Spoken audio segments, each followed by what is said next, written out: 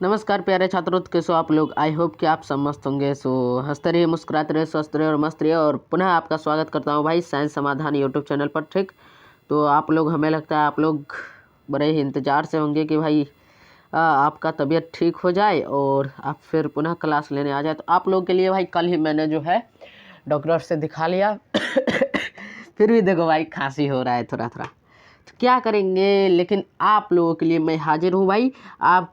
आप लोग टेंशन छोड़ दीजिए कि आपका एग्ज़ाम कैसा जाएगा। ये मेरी जिम्मेदारी है, आपका एग्ज़ाम कैसा जाएगा, आपका क्वेश्चन कैसा आएगा, ये मेरी जिम्मेदारी है। ठीक है भाई, आप लोगों को हर एक क्वेश्चन का सॉल्यूशन करा दिया जाएगा ताकि आप लोग जो है एग्ज़ाम में अच्छे से अच्छे परफॉर्मेंस करके आए। ठीक, तो चलिए भाई स्टार्ट करते हैं आप लोग का क्लास। और आप लोग तैयार ही हो गए होंगे, तो चलिए भाई स्टार्ट करते हैं। देखो 100 क्वेश्चन तक जो है हमने आपको 100 क्वेश्चन तक हमने आपको करा दिया था भाई। 100 क्वेश्चन हमने आपको करा दिया था। ठीक, तो 100 क्वेश्चन हमने आपको करा दिया था। तो अब चलो फटाफट से उसको एक बार रिवीजन कर लेते हैं। इस बार रिवीजन करेंगे खतरनाक तरीका से, आराम से, question answer question answer question answer. ठीक, और ये जो फिजिक्स आज आर पार करेंगे। ठीक, आज फिजिक्स को आर पार किया जाएगा। 300 क्वेश्चन ऐड कर दिए भाई, 300।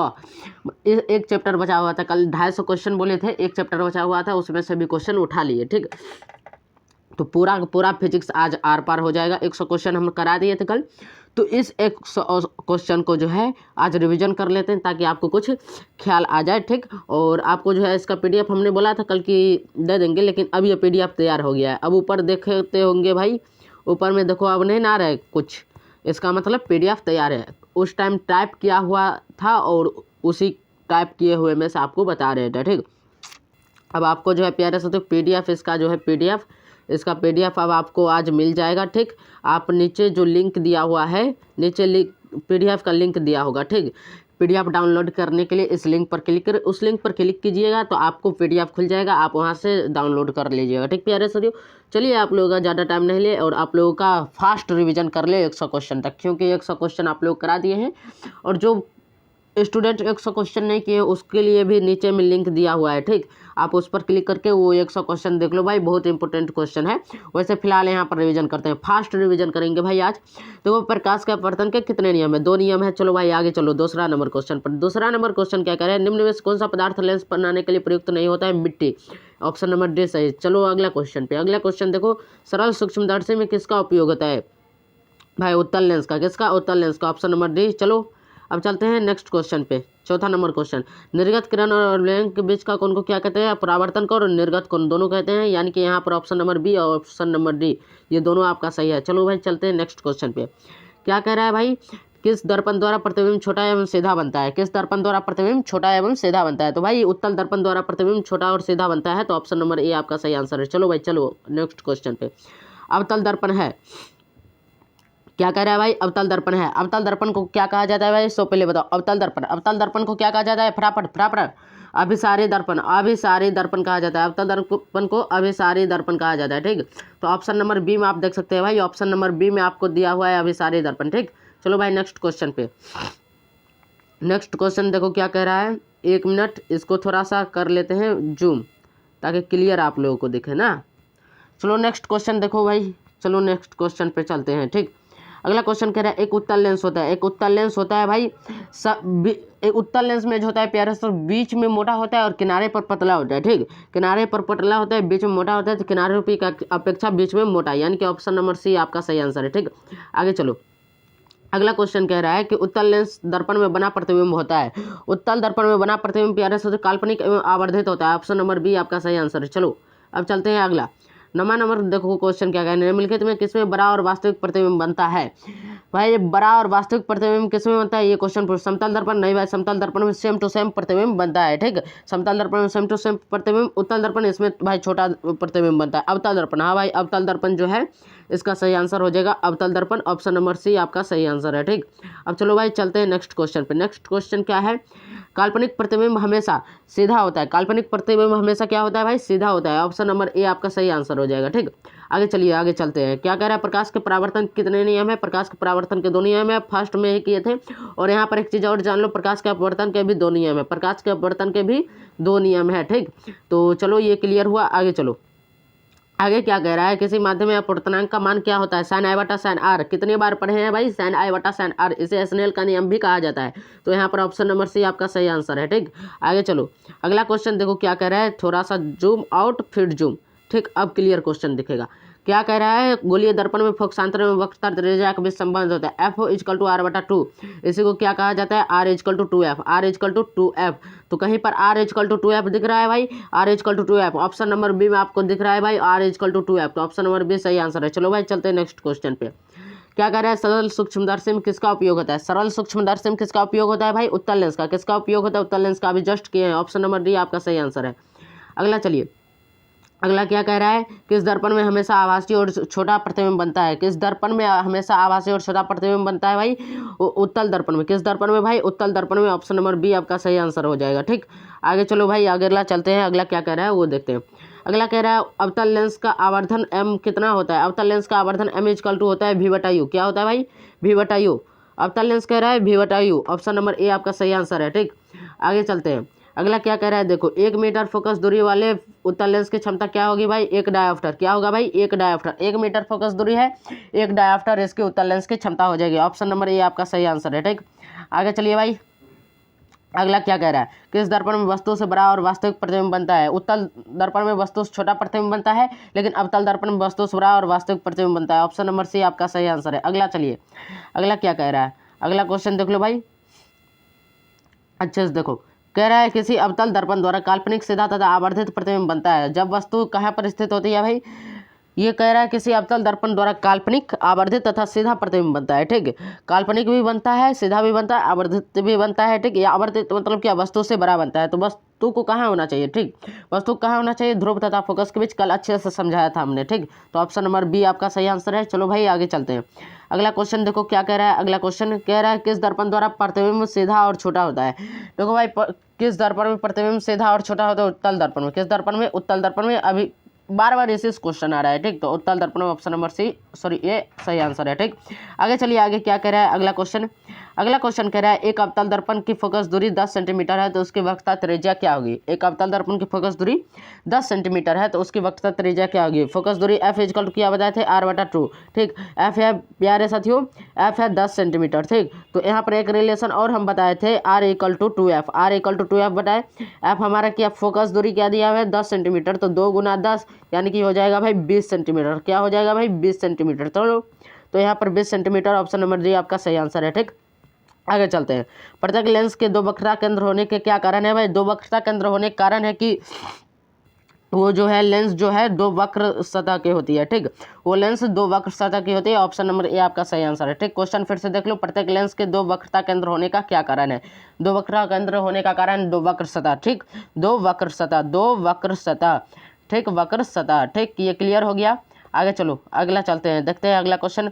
हजामत बनाने के लिए किस दर्पण का उपयोग किया जाता है, अवतल दर्पण। ऑप्शन नंबर ए आपका सही आंसर है। ठीक, आगे चलिए, आगे क्या कह रहा है, वक्रता त्रिज्या एवं फोकस दूरी के बीच के क्या संबंध है, R F is equal to R बटा 2, एफ इजकल टू आर बटा 2। ऑप्शन नंबर सी आपका सही आंसर है। आगे चलिए, आगे क्या कह रहा है, दो वक्रीय पृष्ठों से घिरे ठोस माध्यम को क्या कहते हैं भाई, गोलीय दर्पण कहते हैं। क्या कहते हैं, सॉरी, दो वक्रीय पृष्ठों से घिरे हुए ठोस माध्यम को, इसको गोलीय लेंस कहेंगे भाई। क्या कहेंगे, गोलीय लेंस कहेंगे। ठीक, ठोस है, ठोस है तो इसको गोलीय लेंस कहेंगे। ऑप्शन नंबर बी आपका सही आंसर है। ठीक, ऑप्शन नंबर बी आपका सही आंसर है। अगला चलिए, लेंस की क्षमता क्या है होती है, लेंस की क्षमता फोकस दूरी का व्युत्क्रम होता है। ठीक, फोकस दूरी का व्युत्क्रम। ऑप्शन नंबर सी सही आंसर है, 1/f होता है। ठीक, पी इजकल टू 1/f, ये वाला सूत्र बताए थे।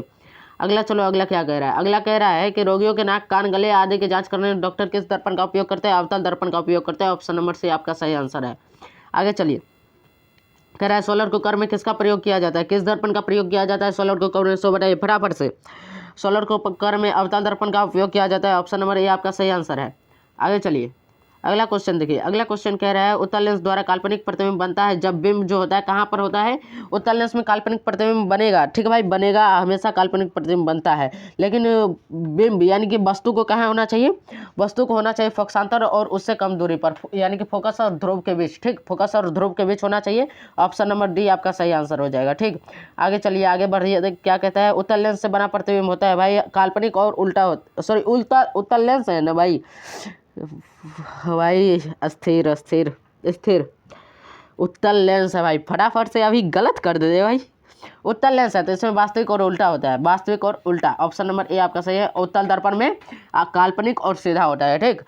तो चलिए भाई अब चलते हैं अगला क्वेश्चन। क्या कह रहा है, किस दर्पण की फोकस दूरी धनात्मक होती है? किस दर्पण की फोकस दूरी धनात्मक होती है, ये क्वेश्चन पूछ रहा है भाई। यहाँ पर समतल दर्पण, गोलीय दर्पण, उत्तल दर्पण, इनमें से कोई नहीं।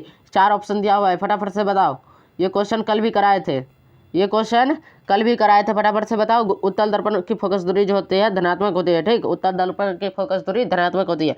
ऑप्शन नंबर सी आपका सही आंसर है। आगे चलिए, आगे क्या कह रहा है, अगला क्वेश्चन कह रहा है गोलीय दर्पण के ध्रुव और फोकस के बीच की दूरी को क्या कहते हैं भाई? गोलीय दर्पण के ध्रुव और फोकस के बीच की दूरी को कहते हैं फोकसांतर। क्या कहेंगे? फोकसांतर। इसको दूसरी भाषा में फोकस दूरी भी लिखा जाता है, ठीक। दूसरी भाषा में इसको फोकस दूरी भी लिखा जाता है, ठीक। 1 मिनट रुक जाओ भाई, बार बार मैसेज आ रहा है तो इस मैसेज को अभी हम क्या करते हैं, ब्लॉक करते हैं। हाँ भाई, अब मैसेज नहीं आएगा, पूरा हम इसको पूरा कर दिए साइलेंट, एक भी मैसेज नहीं गिरेगा जब तक क्लास खत्म नहीं होगा, कोई मैसेज नहीं। गोलीय दर्पण के ध्रुव और फोकस के बीच की दूरी क्या कहते हैं भाई? फोकसांतर। इसकी दूसरी भाषा क्या है भाई? फोकस दूरी, ठीक। अगला चलिए, काल्पनिक प्रतिबिंब हमेशा क्या होता है भाई? काल्पनिक प्रतिबिंब हमेशा जो होता है भाई, हमेशा सीधा होता है। काल्पनिक प्रतिबिंब हमेशा सीधा होता है, ठीक। काल्पनिक प्रतिबिंब हमेशा सीधा होता है। ऑप्शन नंबर बी आपका सही आंसर हो गया, ऑप्शन नंबर बी, ठीक। आगे चलिए भाई, आगे क्या करें, किसी वस्तु से आवर्धित प्रतिबिंब बनता है, ठीक। किसी वस्तु से आवर्धित प्रतिबिंब बनता है तो वो दर्पण कौन सा होना चाहिए? वो दर्पण कौन सा होना चाहिए, ये क्वेश्चन पूछ रहा है भाई। क्वेश्चन देखो कैसे घुमा करके पूछा है, किसी वस्तु से आवर्धित प्रतिबिंब बनता है, लेकिन इसमें ये भी क्वेश्चन जुड़ा हुआ है कि अगर किसी वस्तु का आवर्धित प्रतिबिंब बनता है तो वो दर्पण कौन सा होना चाहिए, ये भी क्वेश्चन है जुड़ा हुआ है इसमें, ठीक। तो वो दर्पण अवतल दर्पण होना चाहिए, अवतल दर्पण में आवर्धित प्रतिबिंब बनता है। ऑप्शन नंबर ए आपका सही आंसर है। आगे चलिए, आगे क्या कह रहा है, अगला क्वेश्चन देखिए। अगला क्वेश्चन कह रहा है समतल दर्पण द्वारा बना प्रतिबिंब हमेशा कैसा होता है? समतल दर्पण द्वारा बना प्रतिबिंब हमेशा वास्तविक होता है प्यारे साथियों। समतल दर्पण द्वारा बना प्रतिबिंब हमेशा वास्तविक नहीं, काल्पनिक होता है, काल्पनिक होता है, काल्पनिक होता है। ऑप्शन नंबर सी आपका सही आंसर है, ठीक। आगे चलो, आगे क्या कह रहे हैं, लेंस सूत्र क्या होता है? 1/v plus 1/u equal to 1/f, ये दर्पण सूत्र होता है ना। और लेंस सूत्र होता है 1/v minus 1/u equal to 1/f, ठीक। 1 मिनट रुको भाई, 1 मिनट। दर्पण सूत्र होता है u plus v equal to F, नहीं ये दर्पण सूत्र है। ये दर्पण सूत्र होता है 1/v plus 1/u equal to 1/f, और लेंस सूत्र होता है 1/v minus 1/u equal to 1/f, ठीक। तो यहाँ पर ऑप्शन नंबर बी आपका सही आंसर हो जाएगा प्यारे साथियों। Option number B, option number B आपका सही आंसर है। और यही फर्स्ट वाला ऑप्शन देख रहे हैं ए, ये दर्पण सूत्र हो गया, ठीक। 1/v plus 1/u equal to 1/f, ये दर्पण सूत्र, और 1/v minus 1/u equal to 1/f, ये लेंस सूत्र हो गया, ठीक। तो आगे चलो भाई, अगला चलते हैं। प्रकाश के वर्तन के कितने नियम है भाई? 2 नियम है, अभी जस्ट कुछ देर पहले हमने बताया, ये ऑप्शन नंबर ए सही आंसर है। अगला चलिए, अगला क्वेश्चन देखिए। अगला क्वेश्चन क्या कह रहा है, अगला क्वेश्चन कह रहा है एक गोलीय दर्पण के वक्रता त्रिज्या 28 सेंटीमीटर है तो इसकी फोकस दूरी होगी। भाई ये वक्रता त्रिज्या 28 सेंटीमीटर दिया हुआ है, फोकस दूरी पूछ रहा है। एफ इक्वल टू क्या सूत्र बताए थे? एफ इक्वल टू r/2, ये सूत्र बताए थे। वक्रता त्रिज्या 28 दिया हुआ है, 28/2 कीजिए, 28 14 दूना 28 होता है, 14 मरतबे कट जाएगा, तो यहाँ पर 14 सेंटीमीटर जो है इसका आंसर हो जाएगा, ठीक। 14 सेंटीमीटर इसका आंसर हो जाएगा, 14 सेंटीमीटर, ठीक। तो 14 सेंटीमीटर देखो भाई, ऑप्शन नंबर डी में है क्या? ऑप्शन नंबर डी में 14 सेंटीमीटर दिया हुआ है, ऑप्शन नंबर डी आपका सही आंसर है, ठीक। आगे चलिए, आगे क्या कह रहा है, अगला क्वेश्चन देखिए। कह रहा है कि एक गोलीय दर्पण के वक्रता त्रिज्या 50 सेंटीमीटर की फोकस दूरी होगी। एफ इक्वल टू 50/2 कर दो भाई, हो जाएगा 25, तो 25 सेंटीमीटर, ठीक। ऑप्शन नंबर ए आपका सही आंसर है, ठीक। आगे बढ़िए, आगे क्या कह रहा है, अगला क्वेश्चन कह रहा है एक गोलीय दर्पण की फोकस दूरी 100 सेंटीमीटर है, इसकी वक्रता त्रिज्या होगी 100/2, 50 सेंटीमीटर, ठीक। अगला क्वेश्चन देखो भाई, इसका आंसर हो जाएगा ऑप्शन नंबर ए, ठीक। अगला क्वेश्चन चलिए, अगला क्वेश्चन देखो भाई क्या कह रहा है। अगला क्वेश्चन कह रहा है 10 सेंटीमीटर फोकस दूरी वाले अवतल दर्पण के सामने 20 सेंटीमीटर की दूरी पर रखा बिंब का प्रतिबिंब कहाँ बनेगा? भाई फोकस दूरी, पहले यहाँ देखो कि फोकस दूरी कितना है, 10 सेंटीमीटर। 20 सेंटीमीटर पर वस्तु रखा हुआ है, 10 का दुगुना कीजिएगा, फोकस दूरी का दुगुना कीजिएगा तो हो जाता है वक्रता त्रिज्या, ठीक। और वक्रता त्रिज्या स्टार्ट होती है केंद्र से ध्रुव के बीच होती है वक्रता त्रिज्या, ठीक। क्लियर बात है, यहाँ पर समझो, वक्रता त्रिज्या केंद्र से ध्रुव के बीच होती है। फोकस दूरी का दुगुना कीजिएगा तो वक्रता त्रिज्या हो जाएगा। तो मतलब कहने का कि फोकस, यहाँ जो वस्तु रखा जा रहा है 20 सेंटीमीटर पर, तो 20 सेंटीमीटर पर वक्रता केंद्र आ जाता है, ठीक। तो वक्रता केंद्र पर आप जब भी किसी भी दर्पण में रखिएगा वस्तु तो उसका प्रतिबिंब वक्रता केंद्र पर ही बनेगा, ठीक। तो ऑप्शन नंबर ए आपका सही आंसर हो जाएगा, ऑप्शन नंबर ए आपका सही आंसर है। ठीक, आगे चलिए, आगे क्या कह रहा है। अगला क्वेश्चन देखिए, कह रहा है कि एक गोलीय दर्पण से 5 सेंटीमीटर की दूरी पर रखे बिंब का प्रतिबिंब दर्पण से 30 सेंटीमीटर की दूरी पर उसकी ओर बनता है, तो बिंब का आवर्धन क्या होगा भाई। यहाँ पर देखो भाई, दर्पण के ठीक सामने बनता है। ठीक, दर्पण के ठीक सामने यानी कि दर्पण की ओर बनता है, मतलब दर्पण के सामने बनता है। तो दर्पण के सामने जब बनेगा प्रतिबिंब, उसमें भी कह रहा है कि ये प्रतिबिंब बन रहा है दर्पण के सामने, जब भी बनेगा तो उल्टा बनेगा प्रतिबिंब। ठीक, तो माइनस लगा दो, उल्टा बनेगा। तो 30 सेंटीमीटर पर बन रहा है, 30 ऊपर करो, और दर्पण फोकस इस गोलीय दर्पण की जो बिंब रखा हुआ है, जो बिंब रखा हुआ कहाँ रखा हुआ है, 5 सेंटीमीटर, 5 2 5 कम 5 5 छक्का 30। ठीक, तो -6, यहाँ पर -6 कहीं पर ऑप्शन है, देखो भाई -6 ऑप्शन नंबर बी में है। ठीक, तो ऑप्शन नंबर बी आपका सही आंसर हो जाएगा यहाँ पर। ठीक, आगे चलिए, क्या कह रहा है, प्रकाश तरंग का उदाहरण है। प्रकाश तरंग का क्या उदाहरण हो जाएगा भाई, यहाँ इन तीनों में से तो कोई नहीं होगा। ध्वनि तरंग, विद्युत तरंग, रेडियो तरंग, ये तीनों में से कोई नहीं होगा प्रकाश तरंग का उदाहरण। हाँ, एक है पराबैंगनी तरंग, तो पराबैंगनी किरण होता है, इसलिए पराबैंगनी तरंग प्रकाश तरंग का उदाहरण हो जाएगा। ठीक, तो ऑप्शन नंबर डी आपका सही आंसर है। चलो भाई, अगला चलते हैं। अगला क्वेश्चन क्या करें, एक लेंस की क्षमता जो है -5D है, तो इसकी फोकस दूरी क्या होगी भाई। लेंस की क्षमता बता रहा है -5D। ठीक, तो यहाँ पर 1/f दे दो, फोकस दूरी पूछ रहा है। ठीक, फोकस दूरी पूछ रहा है, तो यहाँ पर क्या हो जाएगा भाई, फोकस दूरी पूछ रहा है, तो यहाँ पर 1/f हो गया। f इक्वल टू क्या हो जाएगा भाई, 1/5, लेकिन माइनस में आएगा। अब इसमें भाग दीजिए, 5 से भाग दीजिएगा तो इसमें कितना हो जाएगा, 0.20। ठीक, 0.20, यहाँ पर -0.2 होगा। क्या होगा, -0.2। ठीक, -0.2, ऑप्शन नंबर डी आप देख सकते हो, ऑप्शन नंबर डी आपका सही आंसर हो जाएगा। ठीक, -0.2 सेंटीमीटर, ऑप्शन नंबर डी आपका सही आंसर है। यहाँ तक क्लियर है भाई, लेकिन ये तो मीटर में है भाई, एक चीज़ बताना भूल गए, ये तो मीटर में हो जाएगा। -0.2 ये मीटर हो गया, तो सेंटीमीटर में इसको कन्वर्ट करेंगे तो कैसे होगा, -0.2। ठीक, -0.2, ठीक, बटा में 100 देंगे, तो ये सेंटीमीटर में कन्वर्ट होकर के आ जाएगा -20 सेंटीमीटर। ठीक, -20 सेंटीमीटर, तो इसका ऑप्शन नंबर सी सही हो जाएगा। ठीक, ऑप्शन नंबर सी, क्योंकि ये जो क्षमता होती है वो मीटर में निकलती है। ठीक, डायोप्टर में निकलती है, तो क्षमता जब निकालते हैं तो उसमें फोकस दूरी जो होते हैं मीटर में निकलती है। ठीक, तो यहाँ पर ऑप्शन नंबर सी आपका सही आंसर हो जाएगा। आगे चलिए, आगे क्या कह रहा है। अगला क्वेश्चन कह रहा है, गोलीय दर्पण जो अंदर की तरफ वक्रित होता है उसे क्या कहते हैं भाई, अवतल दर्पण कहते हैं, अवतल दर्पण, ऑप्शन नंबर बी आपका सही आंसर है। ठीक, अंदर की तरफ जो वक्रित रहेगा। अगला क्वेश्चन क्या कह रहा है, एक लेंस की क्षमता 4 डायोप्टर है, तो निम्नलिखित में से क्या होगा। 4 डायोप्टर एक लेंस की क्षमता है, तो वो क्या हो जाएगा मालूम है, 0.2 मीटर फोकस दूरी वाला अवतल दर्पण हो जाएगा। ठीक, अवतल होगा कि उत्तल होगा, इसमें अब कंफ्यूजन है। तो देखो भाई, 4 डायोप्टर है, ये प्लस में है। ठीक, ये प्लस में है। अब देखो भाई, एक चीज़ बताओ, उत्तल दर्पण फोकस दूरी प्लस में आएगा 0.25 मीटर, ये प्लस में आएगा। अब यहाँ पर एक चीज़ बताना है कि फोकस दूरी किसकी धनात्मक होती है, उत्तल दर्पण के कि अवतल दर्पण के। ठीक, आपको ये याद रखना पड़ेगा कि उत्तल दर्पण के फोकस दूरी धनात्मक और अवतल दर्पण की फोकस दूरी ऋणात्मक होती है। वहीं पर उत्तल लेंस की फोकस दूरी जो होती है, उत्तल लेंस की फोकस दूरी ऋणात्मक और अवतल लेंस की फोकस दूरी धनात्मक होती है, विपरीत होता है। ठीक, लेंस और दर्पण के बीच विपरीत होता है। तो यहाँ पर उत्तल दर्पण का फोकस दूरी धनात्मक हो रहा है और यहाँ पर डायोप्टर जो है धनात्मक में है।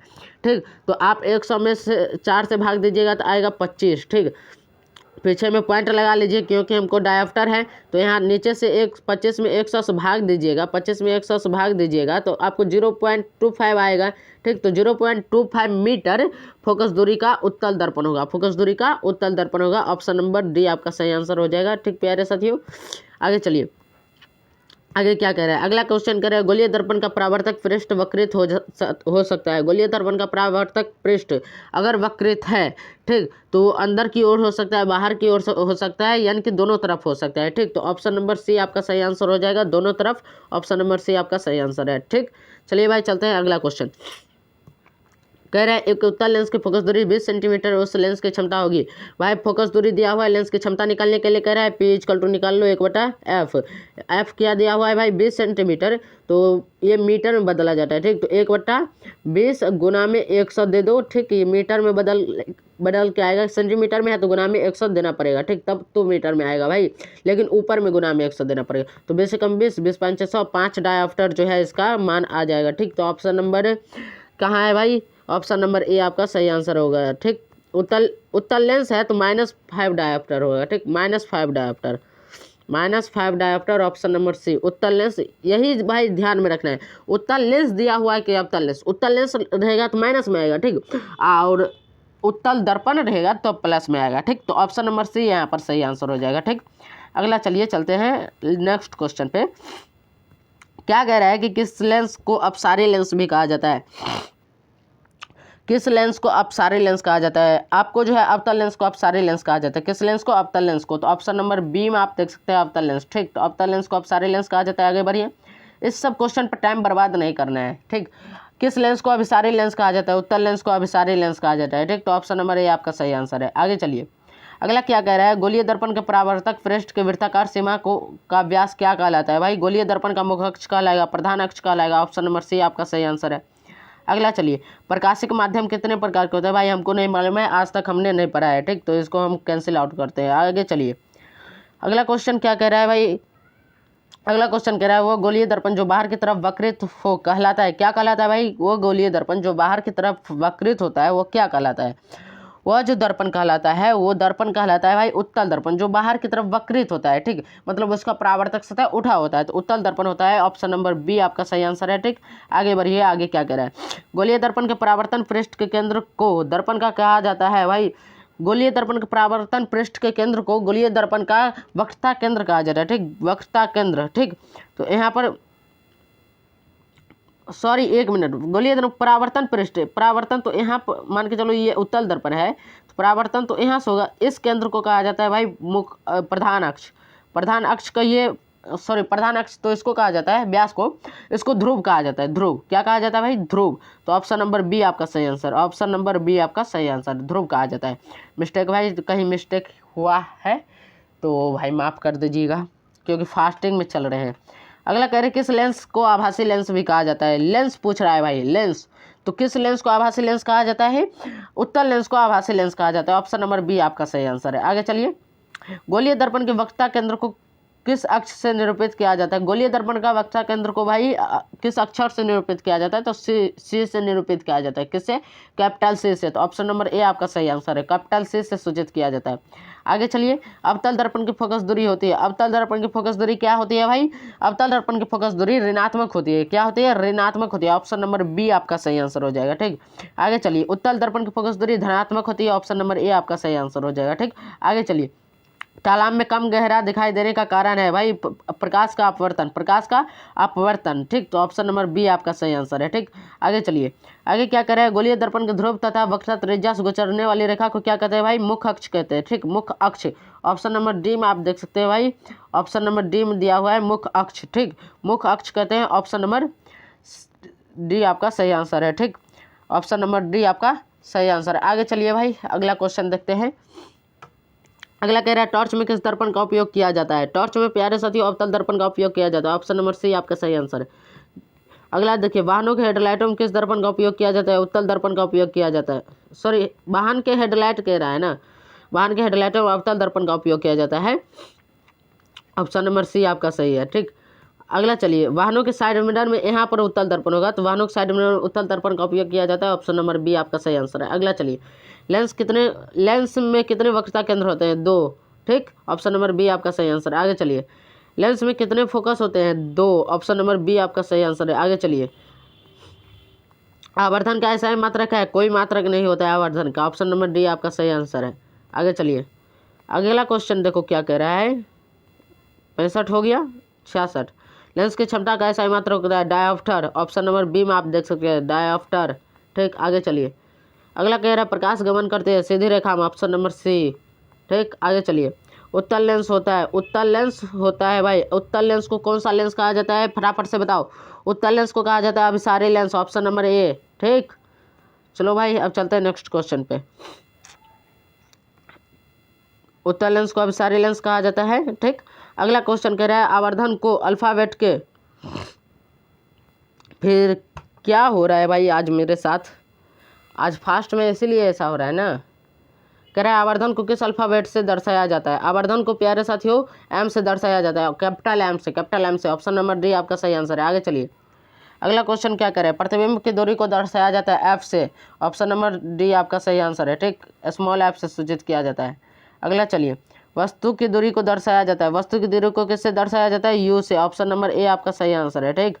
आगे चलिए, प्रकाश की किरणें के समूह क्या कहते हैं भाई, प्रकाश की किरणों के समूह कहते हैं प्रकाश पुंज। ऑप्शन नंबर सी आपका सही आंसर है। आगे बढ़िए, अगला क्या करें, तलीय कागज होता है पारभाषक। क्या होता है, पारभाषक, पारभाषक, ठीक। तो ऑप्शन नंबर सी आपका सही आंसर है। अगला चलिए, समतल दर्पण की फोकस दूरी होती है, समतल दर्पण की फोकस दूरी प्यारे से अनंत होती है, ठीक। अगला चलिए, अगला क्या कर रहे हैं, उत्तल दर्पण में वस्तु दूरी का मान कैसा होता है, उत्तल दर्पण में वस्तु दूरी का मान कैसा होता है, ये पूछ रहा है। तो उत्तल दर्पण में वस्तु दूरी का मान होता है प्यारे साथियों ऋणात्मक, ठीक। तो ऑप्शन नंबर बी आपका सही आंसर है। अगला चलिए, उत्तल दर्पण में काल्पनिक प्रतिबिंब होता है सीधा और ह्रासित, सीधा और ह्रासित यानी कि छोटा, सीधा और छोटा। तो ऑप्शन नंबर ए आपका सही आंसर है। अगला चलिए, प्रकाश की चाल सबसे अधिक किस माध्यम में होती है, प्रकाश की चाल सबसे अधिक प्यारे से निर्वात में होती है। Option number C. आगे चलिए, लेंस कितने प्रकार के होते हैं, लेंस 2 प्रकार के होते हैं। ऑप्शन नंबर ए आपका सही आंसर है। आगे चलिए, दर्पण कितने प्रकार के होते हैं, ये भी 2 प्रकार के होते हैं। ऑप्शन नंबर ए सही आंसर। अवतल दर्पण है भाई, अवतल दर्पण को अपसारी दर्पण कहा जाता है, अवतल दर्पण को अपसारी दर्पण कहा जाता है। क्या मैं सही हूँ, नहीं मैं गलत हूँ। अवतल दर्पण को अभिसारी दर्पण कहा जाता है, अवतल दर्पण को अभिसारी दर्पण कहा जाता है। ऑप्शन नंबर ए सही आंसर है। अगला चलिए, कभी कभी आपका टेस्ट भी ले लेना जरूरी है। भाई गर्दन दर्द करने लगा, फिर भी आपको पढ़ाएंगे भाई, कुछ भी हो मेरे साथ लेकिन पढ़ाएंगे आपको। देखो, श्वेत प्रकाश में कितने वर्ण होते हैं, यानी कि श्वेत प्रकाश में कितने रंग होते हैं, 7 रंग होते हैं। कितने रंग होते हैं भाई, 7 रंग होते हैं। कहीं देखो ऑप्शन में है, option number C, sorry D, option number D. इस यहाँ सब भाई ऑप्शन ही नहीं है, तो क्या करेंगे, जहाँ तक ऑप्शन नहीं है वहाँ तक बिना ऑप्शन के पढ़ेंगे। तो ऑप्शन नंबर डी आपका सही आंसर है। आंसर सिर्फ जानेंगे, हमको ऑप्शन की ज़रूरत नहीं है, ठीक। आगे चलिए, अगला कह रहे हैं, मानव नेत्र किस तरह कार्य करता है, मानव नेत्र किस तरह कार्य करता है भाई, कैमरा की तरह कार्य करता है। ऑप्शन नंबर सी, ठीक। यहाँ ऑप्शन आप नहीं पढ़ेंगे, आराम से आंसर, ठीक। मानव नेत्र पुतली के साइज को कौन नियंत्रित करता है, परितारिका, परितारिका। अगला क्वेश्चन, प्रिज्म से गुजरने पर सूर्य के प्रकाश की किरणें विभिन्न रंगों में बढ़ जाती है, क्योंकि विभिन्न रंगों की किरणों का विचलन भिन्न भिन्न होता है, विभिन्न रंगों के किरणों का विचलन भिन्न भिन्न होता है। फिर भाई कहाँ हम आ जाते हैं, कभी कभी जो है ना मेरा पेन ही जो है कहीं और क्लिक कर देता है, ठीक। आगे चलो, अगला क्वेश्चन देखो, 85 नंबर क्वेश्चन कह रहा है, मानव नेत्र में किस प्रकार का लेंस होता है, मानव नेत्र में किस प्रकार का लेंस होता है भाई, उत्तल लेंस होता है, ठीक। इस जो है ना ब्रश, इसको साइड करते हैं, इधर करते हैं। अगला क्वेश्चन देखो, अगला क्वेश्चन क्या कह रहा है, अभिनेत्र की लेंस की फोकस दूरी को परिवर्तन करने के लिए किसके द्वारा किया जाता है। तो इसमें जो होता है प्यारे साथियों, अभिनेत्र लेंस की फोकस दूरी में परिवर्तन के लिए जो होता है किस लेंस का प्रयोग किया जाता है, ये क्वेश्चन पूछ रहा है। तो पक्षमाभि द्वारा किया जाता है इसका परिवर्तन, ठीक। आगे चलिए, आगे क्या कह रहा है अगला देखते हैं। अगला क्वेश्चन देखते हैं, प्रकाश के किस वर्ण का तरंग दैर्ध्य जो है अधिकतम होता है, वो लाल रंग होता है, ठीक। तो लाल का तरंग दैर्ध्य सबसे अधिक होता है, ठीक। आगे बढ़िए, आगे क्या कह रहा है, मानव नेत्र में प्रवेश करने वाली प्रकाश की मात्रा को नियंत्रित करती है, प्रकाश की मात्रा कौन नियंत्रित करती है, ये क्वेश्चन पूछ रहा है, ठीक। तो प्रकाश की मात्रा कौन नियंत्रित करता है भाई, पुतली नियंत्रित करता है। आगे चलिए, यहाँ ऑप्शन नहीं बोलेंगे, ऑप्शन है ही नहीं। जो नेत्र निकट की वस्तु को साफ साफ नहीं देख सकता, उस नेत्र में कौन सा रोग होता है भाई, जो वस्तु निकट की वस्तु को साफ साफ नहीं देख सकता उसमें दूरदृष्टि दोष होता है। आगे क्वेश्चन कह रहा है कि मानव नेत्र के किस भाग पर वस्तु का प्रतिबिंब बनता है, रेटिना पर बनता है। आगे चलिए, मानव नेत्र थोड़ा बड़ा कर लेते हैं क्वेश्चन। अब कह रहा है, सामान्य नेत्र के लिए दूरबिंदु क्या है भाई, सामान्य नेत्र के लिए दूरबिंदु अनंत होता है, ठीक। टिंडल प्रभाव प्रकाश की किस परिघटना को प्रदर्शित करता है, प्रकाश का प्रकीर्णन, प्रकाश का प्रकीर्णन, ठीक। ऑप्शन नहीं दिया हुआ है भाई, तो ऑप्शन काहे पढ़ेंगे। अगला क्वेश्चन कह रहा है भाई, क्या कह रहा है, निकट दृष्टि दोष वाला व्यक्ति साफ साफ देख सकता है। निकट दृष्टि दोष जिसमें रहेगा ना भाई, वो निकट की वस्तुओं को अच्छी तरह से देख पाएगा, ठीक, लेकिन दूर की वस्तुओं को अच्छी तरह से नहीं देख पाएगा। तो ऑप्शन सबसे लास्ट में देखो, निकट की वस्तुओं को अच्छी तरह से, ठीक, निकट की वस्तुओं को अच्छी तरह से ये देख लेगा, ठीक। तो सबसे लास्ट में ऑप्शन नंबर डी यहाँ बोल देते हैं, ठीक। आगे चलिए, आगे देखो क्या कह रहा है, ये क्वेश्चन कह रहा है कि प्रिज्म से निकलने के बाद श्वेत प्रकाश की किरणें क्यों 7 रंगों में बट जाती है? क्योंकि सूर्य का प्रकाश 7 रंगों का मिश्रण होता है। ठीक, निम्नलिखित चित्र क्या सूचित करता है? भाई चित्र दिया ही नहीं है कि क्या सूचित करेगा। अगला चलिए, कह रहा है खतरे के संकेत का प्रकाश किस रंग का होता है? लाल रंग का होता है खतरे का संकेत। अगला क्वेश्चन क्या कह रहा है? मानव नेत्र किसकी तरह कार्य करता है? उत्तल लेंस की तरह। अगला चलिए, सामान्य नेत्र के रेटिना पर बनने वाला प्रतिबिंब कैसा दिखता है? वास्तविक, आभासी और उल्टा बनता है। ठीक, आभासी और उल्टा। 58वां नंबर क्वेश्चन क्या मैं सही हूँ? वास्तविक और उल्टा बनता है, आभासी नहीं वास्तविक। वास्तविक और उल्टा, ऑप्शन नंबर सी। ठीक, आगे चलिए, कह रहा है समान आंखों के लिए स्पष्ट नेत्र की न्यूनतम दूरी क्या होती है? 25 सेंटीमीटर होती है भाई, 25 सेंटीमीटर। देखो कहीं है ऑप्शन, सबसे लास्ट में देखो भाई 25 सेंटीमीटर दिया हुआ है। अगला देखो भाई क्वेश्चन क्या कह रहा है? 100 नंबर, स्पेक्ट्रम प्राप्त करने के लिए किसका उपयोग किया जाता है? प्रिज्म का। ठीक, यहाँ तक बताओ। अब भाई 100 क्वेश्चन कराए हैं, 100 क्वेश्चन में किसी को कोई डाउट? हाँ, एक बात है कि हमने एक आध क्वेश्चन छोड़े हैं जिसका एक का आंसर नहीं मालूम था, एक का चित्र नहीं दिया हुआ था, 2 क्वेश्चन छोड़े हैं। ठीक, इसके अलावा 2 क्वेश्चन के अलावा किसी को किसी क्वेश्चन में डाउट है तो बताओ फटाफट से बताओ भाई। किसी को कोई क्वेश्चन में डाउट है? नहीं है तो हम आगे बढ़ेंगे, अभी कुछ देर रुके हुए हैं। किसी को कोई डाउट नहीं है? चलो भाई तब चलते हैं आगे 101 नंबर क्वेश्चन पर। कह रहा है दूरदृष्टि दोष वाले मनुष्य का चश्मा बना होता है, किससे बनेगा भाई? दूरदृष्टि दोष वाले मनुष्य का चश्मा, दूरदृष्टि दोष वाले मनुष्य का चश्मा उत्तल लेंस से बनेगा। ठीक, अगला चलिए, दूरदृष्टि दोष वाले का आँख देख सकते हैं क्या? दूरदृष्टि दोष वाले का आँख देख सकते हैं, निकट की वस्तु को अच्छा से देख सकता है, दूरदृष्टि जिसमें रहेगा ना वो दूर की वस्तु को अच्छा से देखेगा। ठीक, दूर की वस्तु को अच्छा से देखेगा। अगला कह रहा है जरा दृष्टि दोष को दूर करने के लिए किस लेंस का उपयोग किया जा सकता है? बाइफोकल लेंस का। ठीक, बाइफोकल लेंस का, ऑप्शन नंबर ए। ठीक, आगे चलिए, श्वेत प्रकाश क्या कह रहा है? देखो क्वेश्चन कह रहा है कि श्वेत प्रकाश की किरण जब किसी प्रिज्म से होकर गुजरती है तो कौन सा वर्ग सबसे कम विचलित होता है? सबसे कम विचलित होता है भाई लाल, सबसे कम विचलित होता है। ठीक, सबसे कम विचलित लाल रंग होता है और लाल रंग का तरंगदैर्घ्य सबसे अधिक होता है। ठीक, तो ऑप्शन नंबर ए सही आंसर है। आगे चलिए, अगला क्वेश्चन क्या कह रहा है? कह रहा है निकट दृष्टि दोष में किस लेंस का उपयोग किया जाता है? निकट दृष्टि दोष में किस लेंस का उपयोग किया जाता है ये क्वेश्चन पूछ रहा है। तो अवतल लेंस का उपयोग किया जाता है निकट दृष्टि दोष में, दूर दृष्टि दोष में उत्तल लेंस का। अगला क्वेश्चन देखो भाई क्या कह रहा है? प्रिज्म से के भीतर होकर गुजरने पर श्वेत प्रकाश के अपने विभिन्न घटकों में विभाजन को क्या कहते हैं भाई? प्रकाश का वर्ण विक्षेपण कहते हैं। क्या कहते हैं? प्रकाश का वर्ण विक्षेपण। ठीक, तो आगे चलिए, अगला क्वेश्चन देखो भाई क्या कहता है कि कांच के प्रिज्म से गुजरने वाली विभिन्न वर्णों की किरणों का विचलन भिन्न भिन्न होता है, क्यों भिन्न भिन्न होता है सो पूछ रहा है। ठीक, कांच से के प्रिज्म से गुजरने के बाद विभिन्न वर्ण की किरणों का विचलन भिन्न भिन्न होता है, तो इसका कारण क्या है ये पूछ रहा है। ठीक, तो इसका कारण विभिन्न रंगों का प्रकाश कांच में भिन्न भिन्न चाल से चलता है। ठीक, अगला सिग्नलों की व्याख्या कहाँ होती है? सिग्नलों की व्याख्या कहाँ होती है सो पूछ रहा है। सिग्नलों की व्याख्या कहाँ होती है? मस्तिष्क में होगी भाई सिग्नलों की व्याख्या। ये रेड है तो खतरनाक है, हरा है तो आराम से चलो आगे, कोई खतरा नहीं। अगला चलते हैं, अगला क्या कह रहा है कि नेत्र में प्रवेश करने वाली प्रकाश किरणों का अधिकांश अपवर्तन कहाँ होता है? नेत्र में प्रवेश करने वाली प्रकाश किरणों का अधिकांश अपवर्तन कॉर्निया के बाहरी पृष्ठ पर हो जाता है। ठीक, कॉर्निया के बाहरी पृष्ठ पर। अगला क्वेश्चन देखो भाई 110 क्या कह रहा है? एक उत्तल लेंस की फोकस दूरी 20 सेंटीमीटर है, इसकी क्षमता क्या होगी?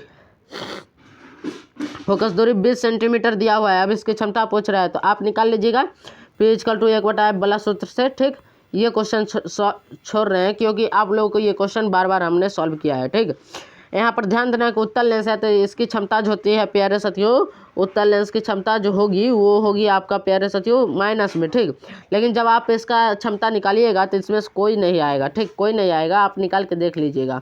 ठीक, हालांकि इसको होमवर्क रहने देते हैं, आप निकाल के देखिएगा और इसका आंसर बता देते हैं, इनमें से कोई नहीं इसका आंसर होगा। ठीक, अगला चलिए चलते हैं, अगला क्वेश्चन क्या कह रहा है? कितने नंबर क्वेश्चन पर थे भाई? 111 नंबर क्वेश्चन पढ़ने थे। हाँ, 111 नंबर क्वेश्चन।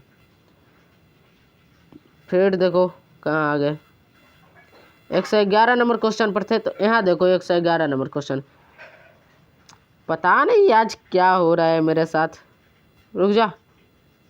हाँ, ये मोबाइल भी कभी कभी चकरा जाता होगा कि भाई हमको कहाँ पर यूज कर रहा है।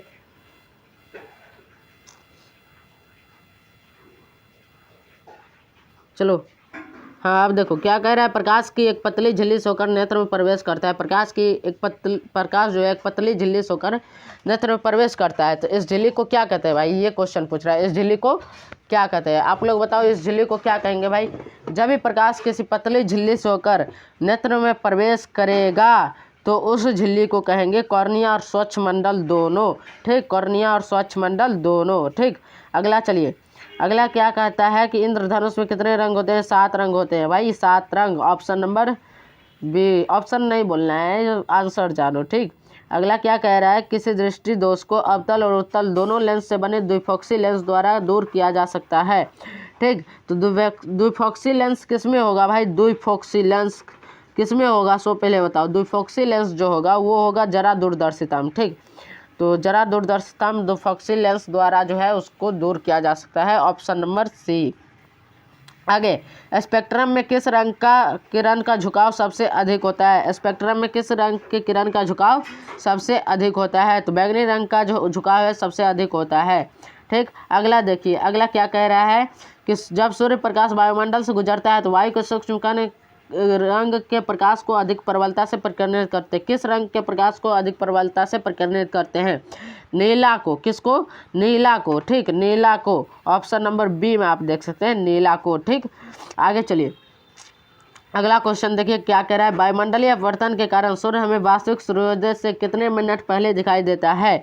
तो वायुमंडलीय अपवर्तन के कारण सूर्य हमें जो है 4 मिनट पहले दिखाई देता है। कितने मिनट पहले, 4 मिनट पहले दिखाई देता है सूर्योदय। ठीक, और 4 मिनट लास्ट तक हमें दिखाई देता है सूर्यास्त। ठीक, तो ऑप्शन नंबर सी यहाँ पर सही आंसर हो जाएगा। आगे चलिए, आगे क्या कह रहा है, नेत्र गोलक की आकृति लगभग होती है। नेत्र गोलक की आकृति गोलाकार होती है। ठीक, नेत्र गोलक की आकृति कैसी होती है, गोलाकार होती है। आप लोग भी देखे होंगे नेत्र में टिंडल प्रभाव देखा जा सकता है। टिंडल प्रभाव आप कहाँ देख सकते हैं भाई, जंगल में, बाजार में, खेतों में, इनमें सभी। अब बताओ भाई ये ऑप्शन कैसा दिया है, सो हमको अजीब लग रहा है। टिंडल प्रभाव कहाँ देख सकते हैं, हाँ टिंडल प्रभाव आप भाई खेतों में देख सकते हैं। ठीक, सॉरी जंगल में, क्योंकि वहाँ वृक्ष से जब प्रकाश निकलती है तो उस टाइम आपको टिंडल प्रभाव देखने में बहुत अच्छा लगेगा। जंगल में आप देख सकते हैं। ठीक, तो ऑप्शन नंबर ए आपका सही आंसर हो जाएगा।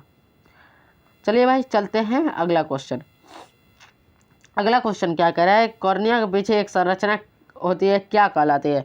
कॉर्निया के पीछे जो एक संरचना होती है वो कहलाती है परितारिका। क्या कहलाती है भाई, परितारिका कहलाती है। तो आगे चलिए, कह रहा है सूक्ष्म कणों का एक विषमांगी मिश्रण है। सूक्ष्म कणों का एक विषमांगी मिश्रण है, क्या है, ये क्वेश्चन पूछ रहा है। सूक्ष्म कणों का एक विषमांगी मिश्रण है, मतलब वो जो है अलग मिश्रण है सूक्ष्म कणों का, वो पूछ रहा है। ठीक, तो सूक्ष्म कणों का अलग मिश्रण वायुमंडल है, जो कि बहुत अंगों से जो है मिश्रित है, बहुत अणुओं से मिश्रित है, बहुत अणुओं का मिश्रण है। परितारिका नियंत्रण करती है। परितारिका किसको नियंत्रित करती है, परितारिका पुतली के साइज को नियंत्रित करती है। ठीक, आगे चलिए, बृहत संख्या में प्रकाश सुग्राही कोशिकाएं कहाँ पाई जाती है। बृहत संख्या मतलब क्या, बहुत संख्या में प्रकाश की जो सुग्राही कोशिकाएं वो कहाँ पाई जाएगी, तो रेटिना में पाई जाती है। ठीक, अगला चलेंगे, अगला क्या कह रहा है, विद्युत सिग्नल कौन उत्पन्न करता है। विद्युत सिग्नल कौन उत्पन्न करता है, भाई ये नया क्वेश्चन है, इस क्वेश्चन को छोड़ो, ये क्वेश्चन आपके एग्जाम में आएगा भी नहीं। अगला क्वेश्चन देखो, किस दृष्टिदोष के निवारण के लिए अवतल लेंस का प्रयोग किया जाता है। अवतल लेंस का प्रयोग किस दृष्टिदोष के निवारण के लिए किया जाता है, ये क्वेश्चन पूछ रहा है। तो अवतल लेंस का प्रयोग प्यारे साथियों निकट दृष्टिदोष के निवारण के लिए किया जाता है। ठीक, निकट दृष्टिदोष के निवारण के लिए। आगे चलेंगे भाई, अगला क्वेश्चन क्या कह रहा है, देखते हैं अगला क्वेश्चन। ठीक, अगला क्वेश्चन पर चलो, अगला क्वेश्चन क्या कह रहा है देखते हैं। ये क्वेश्चन देखो भाई, इस क्वेश्चन में क्या कह रहा है कि मोतियाबिंद की स्थिति होती है जब क्रिस्टलीय लेंस जो होता है कैसा हो जाता है भाई, वो पहले पूछता है। ठीक, मोतियाबिंद की स्थिति कब होती है, जब क्रिस्टल लेंस जो होता है, क्रिस्टलीय लेंस, वो दुधिया हो जाता है और धुंधला हो जाए। ठीक, तो उस टाइम जो होता है मोतियाबिंद हो जाता है। ठीक, हालांकि आप लोग सुने होंगे कि मोतियाबिंद हो गया है, तो इस टाइप के आप लोग सुने होंगे, अपने गाँव घर में किसी किसी को हो जाता है। ठीक, तो इस टाइप के आप लोग सुने होंगे। ठीक, तो ये वाला क्लियर हो गया, ऑप्शन नंबर ए और बी दोनों हो जाएगा। ठीक, ऑप्शन नंबर ए और बी। तो लास्ट वाला हो गया। अगला चलिए क्या कह रहा है, वायुमंडलीय प्रकाश का कौन सा वर्ण सबसे अधिक प्रकीर्णन करता है। ठीक, तो वायुमंडलीय प्रकाश का कौन सा वर्ण सबसे अधिक प्रकीर्णन करता है, तो वो वर्ण होता है भाई नीला वर्ण। ठीक, वो सबसे अधिक प्रकीर्णन करता है, तो ऑप्शन नंबर सी इसका सही आंसर हो जाएगा। ठीक, तो नीला वर्ण। अगला चलते हैं, अगला क्या कह रहा है, सर्वप्रथम सूर्य का स्पेक्ट्रम प्राप्त करने के लिए कांच का प्रिज्म का उपयोग किसने किया था, ये क्वेश्चन पूछ रहा है। तो सर्वप्रथम प्रिज्म का उपयोग किसने किया था, ये क्वेश्चन डायरेक्टली इसका शॉर्ट क्वेश्चन हुआ, तो इसका उपयोग सबसे प्रथम न्यूटन साहब ने किया था। ठीक, तो न्यूटन साहब ने, ऑप्शन नंबर ए। आगे चलिए क्या कह रहा है, अगला क्वेश्चन कह रहा है निर्वात में प्रकाश की चाल है, निर्वात में प्रकाश की चाल कैसी होती है, ये क्वेश्चन पूछ रहा है। तो निर्वात में प्रकाश की चाल जो होती है प्यारे साथियों, निर्वात में प्रकाश की चाल होती है 3 गुना 10 पावर 8 मीटर पर सेकंड। 3 गुना 10 पावर 8 मीटर पर सेकंड, यहाँ पर 108 मीटर पर सेकंड लिखा गया, तो ये गलत है।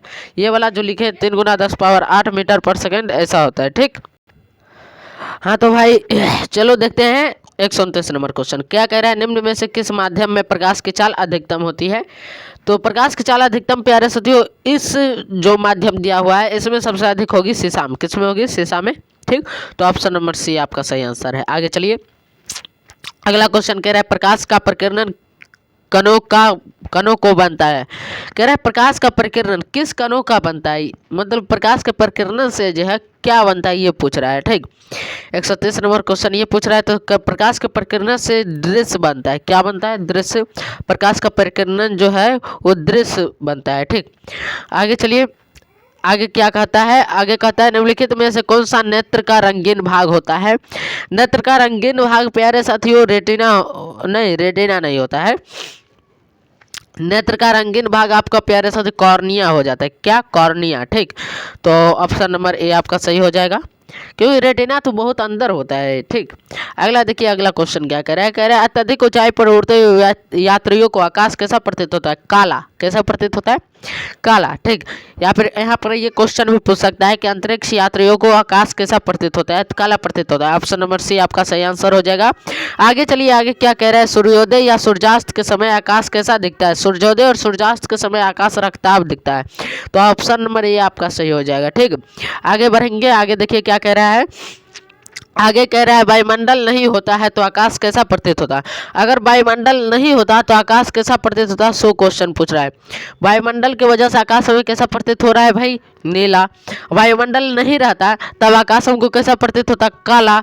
ठीक, तो आकाश वायुमंडल नहीं होने के कारण हमें आकाश काला प्रतीत होता है। ठीक, तो ऑप्शन नंबर बी आपका यहाँ पर सही आंसर हो जाएगा। आगे चलिए, आगे क्या कह रहा है, दोपहर के समय सूर्य कैसा प्रतीत होता है। दोपहर के समय सूर्य श्वेत प्रतीत होता है। कैसा प्रतीत होता है, श्वेत प्रतीत होता है। तो 135 का डी नंबर ऑप्शन आपका सही आंसर हो जाएगा। आप गौर करके देखिएगा तो आपका आँख चौंधियाने लगेगा। ठीक, चौंधियाने लगेगा जब आप सूर्य को देखिएगा दोपहर के समय। आगे बढ़ेंगे, आगे देखते हैं क्या है, कह रहा है किसी कोलैडियो विलयन में निलंबित कणों से प्रकाश के प्रकीर्णन को क्या कहा जाता है भाई, टिंडल प्रभाव कहा जाता है। क्या कहा जाता है, टिंडल का प्रभाव कहा जाता है। ठीक, तो ऑप्शन नंबर ए आपका यहाँ पर सही हो जाएगा। ठीक, तो ऑप्शन नंबर ए आपका सही आंसर है। आगे बढ़ेंगे, तारे के टिमटिमाने की व्याख्या किस सिद्धांत पर आधारित है। तारे का टिमटिमाना प्यारे साथियों किस सिद्धांत पर आधारित है, ये प्रकाश के अपवर्तन के सिद्धांत पर आधारित है। ठीक, प्रकाश के अपवर्तन के सिद्धांत पर आधारित है। ऑप्शन नंबर बी आपका सही आंसर यहाँ पर है।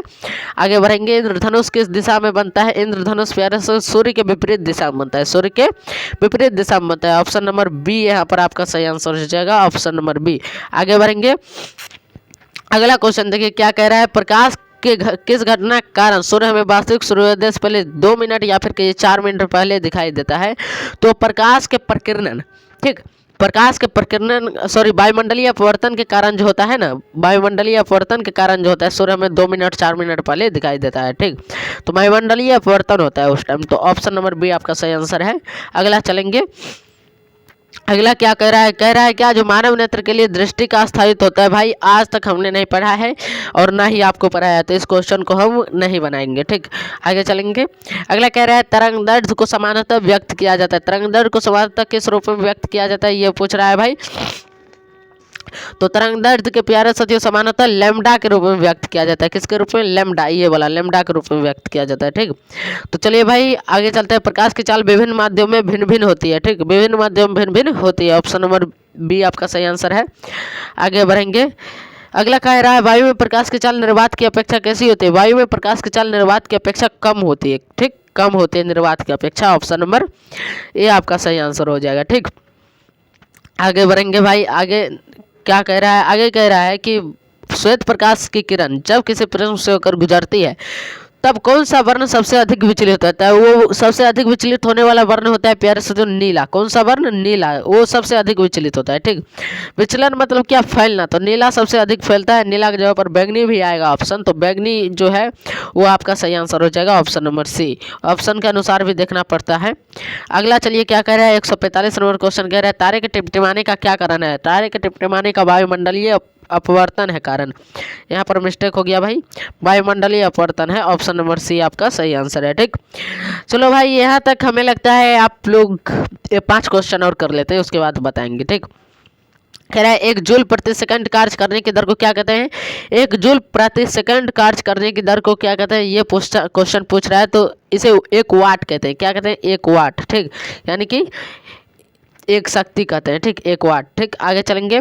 आगे क्या है, टंगस्टन धातु का गलनांक कितना होता है। टंगस्टन जिससे क्या होता है कि बिजली का बल्ब बनता है। ठीक, तो उस धातु का गलनांक कितना होता है, वो क्वेश्चन पूछ रहा है। ठीक, तो टंगस्टन धातु का गलनांक होता है प्यारे से 3000 सेल्सियस, 3000 डिग्री सेल्सियस होता है। ऑप्शन नंबर सी आपका सही आंसर है। अगला चलेंगे। आमीटर को निम्नलिखित में से किसे मापा जाता है। आमीटर से जो मापा जाता है वो किसको मापा जाता है, क्वेश्चन ये कह रहा है। तो आमीटर से मापा जाता है धारा को। ऑप्शन नंबर ए आपका सही आंसर है। आगे चलेंगे। 1 माइक्रो एम्पियर बराबर होता है। 1 माइक्रो एम्पियर बराबर कितना होता है, ये क्वेश्चन पूछ रहा है। तो 1 माइक्रो एम्पियर बराबर होता है भाई 10⁻³ एम्पियर। ठीक, तो यहाँ पर 10⁻³ एम्पियर है, थोड़ा सा टाइपिंग मिस्टेक है। ठीक, तो इसके लिए टेंशन ना ले। अगला चलेंगे। अगला क्या कर रहा है, नाइक्रोम में कौन कौन से तत्व होते हैं। नाइक्रोम में कौन कौन से तत्व होते हैं। नाइक्रोम में प्यारे से तो निकेल और क्रोमियम होता है। निकेल और क्रोमियम। ऑप्शन नंबर ए आपका यहाँ पर सही आंसर हो जाएगा। अब प्यारे बच्चों बताओ, 150 क्वेश्चन अभी तक हमने किया। 150 क्वेश्चन में आप लोग कितना क्वेश्चन बना, ये आप लोग बताइए कमेंट बॉक्स में। ठीक, इसके बाद चलते हैं आगे। आगे देखते हैं क्वेश्चन क्या कर रहा है। आमीटर को निम्नलिखित में से किसे मापा जाता है। आमीटर से निम्नलिखित में से किसे मापा जाता है। ठीक, आमीटर से किस चीज को मापते हैं, ये क्वेश्चन पूछ रहा है। तो आमीटर से प्यारे से धारा को मापते हैं। अभी जस्ट क्वेश्चन किए हैं। ऑप्शन नंबर ए आपका सही आंसर है। आगे चलेंगे। आगे क्या कह रहा है, परिपथ की सुरक्षा के लिए किस युक्ति का उपयोग किया जाता है। परिपथ की सुरक्षा के लिए किस युक्ति का प्रयोग किया जाता है। परिपथ की सुरक्षा के लिए प्यारे से विद्युत फ्यूज, फ्यूज का नाम सुने होंगे, विद्युत फ्यूज का उपयोग किया जाता है। ठीक, उससे क्या होता है कि जब हाई वोल्ट का धारा आता है तो उस टाइम फ्यूज उड़ जाता है। ठीक, तो ऑप्शन नंबर ए आपका यहाँ पर सही आंसर हो जाएगा, विद्युत फ्यूज। आगे चलेंगे। आगे क्या कह रहा है, विद्युत बल्ब में कौन सी गैस भरी होती है। विद्युत बल्ब में प्यारे से अक्रिय गैस भरी होती है, जिसे निष्क्रिय गैस भी कहा जाता है। मतलब किसी से क्रिया नहीं करता, किसी से क्रिया नहीं करता, ये निष्क्रिय गैस होते हैं। ठीक, तो यहाँ पर ऑप्शन नंबर ए आपका सही आंसर हो जाएगा। ठीक, आगे बढ़ेंगे। आगे देखिए क्या कह रहा है, मानव शरीर का प्रतिरोध कितना होता है। ये क्वेश्चन भाई पूछा हुआ क्वेश्चन है, खतरनाक क्वेश्चन है और पूछा हुआ क्वेश्चन भी है। मानव शरीर का प्रतिरोध कितना होता है, 30,000 ओम होता है। 30,000 ओम होता है मानव शरीर का प्रतिरोध, 30,000 ओम होता है। ठीक, तो ऑप्शन नंबर ए आपका यहाँ पर सही आंसर हो जाएगा। आगे बढ़ेंगे। क्या कहता है, जब हमारा शरीर गीला होता है तो प्रतिरोध कितना होता है। देखो भाई, जब हमारा शरीर गीला होता है तो उस टाइम प्रतिरोध 200 से 300 ओम होता है। 200 से 300 ओम होता है। ऑप्शन नंबर डी आपका यहाँ पर सही आंसर हो जाएगा। आगे बढ़ेंगे। आगे क्या कह रहा है, निम्नलिखित में कौन विद्युत का सुचालक है। यहाँ पर देखो भाई, विद्युत का सुचालक ग्रेफाइट है। ग्रेफाइट विद्युत का सुचालक है। ऑप्शन नंबर सी आपका सही आंसर है। आगे बढ़ेंगे। आमीटर का प्रतिरोध कितना, आमीटर का प्रतिरोध होता है छोटा, बड़ा, बहुत छोटा, इनमें से कोई नहीं। 4 ऑप्शन दिया हुआ है, फटाफट बताइए। आमीटर का प्रतिरोध बहुत छोटा होता है, बहुत छोटा होता है। ऑप्शन नंबर सी आपका सही आंसर है। आगे बढ़ेंगे। आगे क्या कह रहा है कि इलेक्ट्रिक हीटर की कुंडली बनाने में किस पदार्थ का उपयोग किया जाता है। इलेक्ट्रिक हीटर की कुंडली बनाने में प्यास नाइक्रोम का तार का उपयोग किया जाता है। नाइक्रोम का तार का उपयोग किया जाता है इलेक्ट्रिक हीटर की कुंडली बनाने में। तो यहाँ पर आपका ऑप्शन नंबर डी आपका सही आंसर हो जाएगा। ठीक, आगे चलिए। अगला क्वेश्चन कह रहा है कार्य करने की क्षमता को क्या कहते हैं। कार्य करने की क्षमता को भाई बल कहते हैं। क्या कहते हैं, सॉरी, कार्य करने की क्षमता को ऊर्जा कहते हैं। कार्य करने की क्षमता को ऊर्जा कहते हैं, इसे बल भी कहा जाता है। ठीक, तो जिस टाइम बल के बारे में पूछा जाएगा उस टाइम, हालांकि आपके चैप्टर में बल के बारे में नहीं दिया गया है, आपके चैप्टर में ऊर्जा के बारे में दिया गया है, तो यहाँ पर कार्य करने की क्षमता को ऊर्जा कहेंगे। ऑप्शन नंबर सी आपका सही आंसर है। अगला चलिए, अगला क्या कह रहे हैं, विद्युत आवेश का अस्थायी मात्रक क्या है। विद्युत आवेश का अस्थायी मात्रक, भाई आवेश, विद्युत छोड़ो, आवेश का अस्थायी मात्रक पहले बताओ क्या होता है, कूलम। ठीक, विद्युत आवेश का अस्थायी मात्रक तब क्या हो जाएगा, कूलम। ठीक, तो आवेश का अस्थायी मात्रक कूलम, इसलिए विद्युत आवेश का अस्थायी मात्रक क्या हो जाएगा, कूलम। ऑप्शन नंबर डी आपका सही आंसर है। अगला चलिए, अगला क्या कह रहा है, अतिभारण के समय विद्युत परिपथ में विद्युत धारा का मान कैसा होता है, बहुत कम हो जाता है, या फिर परिवर्तित नहीं होता है, या फिर बहुत अधिक बढ़ जाता है, या फिर इनमें से कोई नहीं। बड़ा फटाफट बताओ भाई। अतिभारण के समय जो है विद्युत परिपथ में जो है विद्युत धारा का मान बहुत अधिक बढ़ जाता है। ठीक, तो ऑप्शन नंबर सी आपका यहाँ पर सही आंसर हो जाएगा, ऑप्शन नंबर सी। ठीक, आगे बढ़िए। आगे क्या कह रहा है, कह रहा है किस उपकरण में धन और ऋण का चिन्ह नहीं होता है। देखो भाई, धन और ऋण का चिन्ह भाई किसमें नहीं होता है, ये क्वेश्चन पूछ रहा है। कुंडली में भाई धन और ऋण का चिन्ह होता है, हमने तो नहीं सुना भाई, हमने तो नहीं सुना। तो कुंडली में धन और ऋण का चिन्ह नहीं होता है, ऑप्शन नंबर सी आपका सही आंसर होगा। ठीक, आगे चलेंगे। क्या कह रहा है, लघु पतन के समय परिपथ में, फिर भाई मिस्टेक, हाँ 163 नंबर क्वेश्चन पे थे, आ जाइए। क्या कह रहा है 163 नंबर क्वेश्चन, फिर 163 नंबर क्वेश्चन कह रहा है लघु पतन के समय परिपथ में विद्युत धारा का मान कैसा होता है। लघु पतन के समय, देखो भाई अतिभारण के समय क्या हुआ था कि बहुत अधिक बढ़ गया था, तो लघु पतन के समय क्या होगा, लघु पतन के समय क्या होगा, लघु पतन के समय भी बहुत अधिक होगा। ठीक, तो ऑप्शन नंबर ए आपका यहाँ पर सही आंसर हो जाएगा। ठीक, आगे चलेंगे। कह रहे किसी बल्ब से जो है 220 वोल्ट पर 2 एम्पियर की धारा प्रवाहित हो रही है, तो फिलामेंट का प्रतिरोध क्या होगा। 220 वोल्ट में आप 2 एम्पियर से भाग दोगे तो आपको ओम निकल के आ जाएगा। ठीक, तो यहाँ पर 2 एकम 2, 2 को 110 से गुना करेंगे 120, तो 110 वोल्ट जो है आपको, सॉरी ओम जो है आपका आंसर हो जाएगा 110 ओम। ऑप्शन नंबर बी आपका सही आंसर हो जाएगा। ठीक, आगे चलेंगे। आगे क्या कह रहा है, देखो कह रहा है एक विद्युत हीटर की कुंडली का प्रतिरोध 55 ओम है। एक विद्युत हीटर की कुंडली का प्रतिरोध कितना है भाई, 55 ओम है। ठीक, तो 220 वोल्ट के स्रोत से जो विद्युत धारा लगेगी उसका मान क्या होगा। अब भाई 220 वोल्ट में, ठीक 220 वोल्ट में 55 से भाग दे दो, जो आएगा वो एम्पियर हो जाएगा। ठीक, कितना आ जाएगा भाई, आपको 4 एम्पियर आ जाएगा। ठीक, 4 एम्पियर, ऑप्शन नंबर ए आपका सही आंसर हो जाएगा। ठीक, चलेंगे अब आगे। आगे क्या कह रहा है, कह रहा है किसी चालक की विद्युत प्रतिरोधकता का मात्रक है। ठीक, तो किसी भी चालक के विद्युत प्रतिरोधकता का मात्रक होता है ओम मीटर। क्या होता है, ओम मीटर होता है। तो ऑप्शन नंबर आपका देखो भाई बी, ऑप्शन नंबर बी आपका सही आंसर है, ओम मीटर। ऑप्शन नंबर बी आपका सही आंसर है। ठीक, आगे बढ़िए। कह रहा है हमारे घरों में जो विद्युत आपूर्ति की जाती है वह होती है, हमारे घरों में जो विद्युत आपूर्ति की जाती है प्यारे बच्चों, वो कितने वोल्ट का होता है और दृष्टि धारा होता है कि प्रत्यावर्ती धारा होता है, ये पूछ रहा है। मतलब एसी करंट होता है कि डीसी करंट होता है, ये क्वेश्चन पूछ रहा है। ठीक, तो हमारे घरों में जो धारा आती है वो एसी करंट होती है। ठीक, और वो धारा जो होती है 220 वोल्ट की होती है। कितने वोल्ट की होती है भाई, 220 वोल्ट की होती है। तो ऑप्शन नंबर सी आपका सही आंसर हो जाएगा, ऑप्शन नंबर सी। ठीक, आगे चलेंगे। एसी मतलब क्या, प्रत्यावर्ती धारा। ठीक, आगे चलेंगे। देखिए क्या कह रहा है, किसी चालक के छोरों के बीच विभवांतर भी प्रतिरोध आर धारा प्रवाहित धारा आई के बीच संबंध है। अब ये संबंध पूछ रहा है भाई, संबंध आप लोग बताओ फटाफट से, क्या संबंध होना चाहिए, बताते हैं भाई। आर इजकल टू वी वट्टा आई, ये संबंध होना चाहिए। तो ये संबंध कहाँ है, ऑप्शन नंबर सी में देखो भाई, option number C, option number C आपका सही आंसर हो जाएगा। ठीक, आगे चलेंगे, क्या कह रहा है, 1 वोल्ट कहलाता है। 1 वोल्ट क्या कहलाता है भाई, यहाँ पर आप सूत्र पूछ दिया।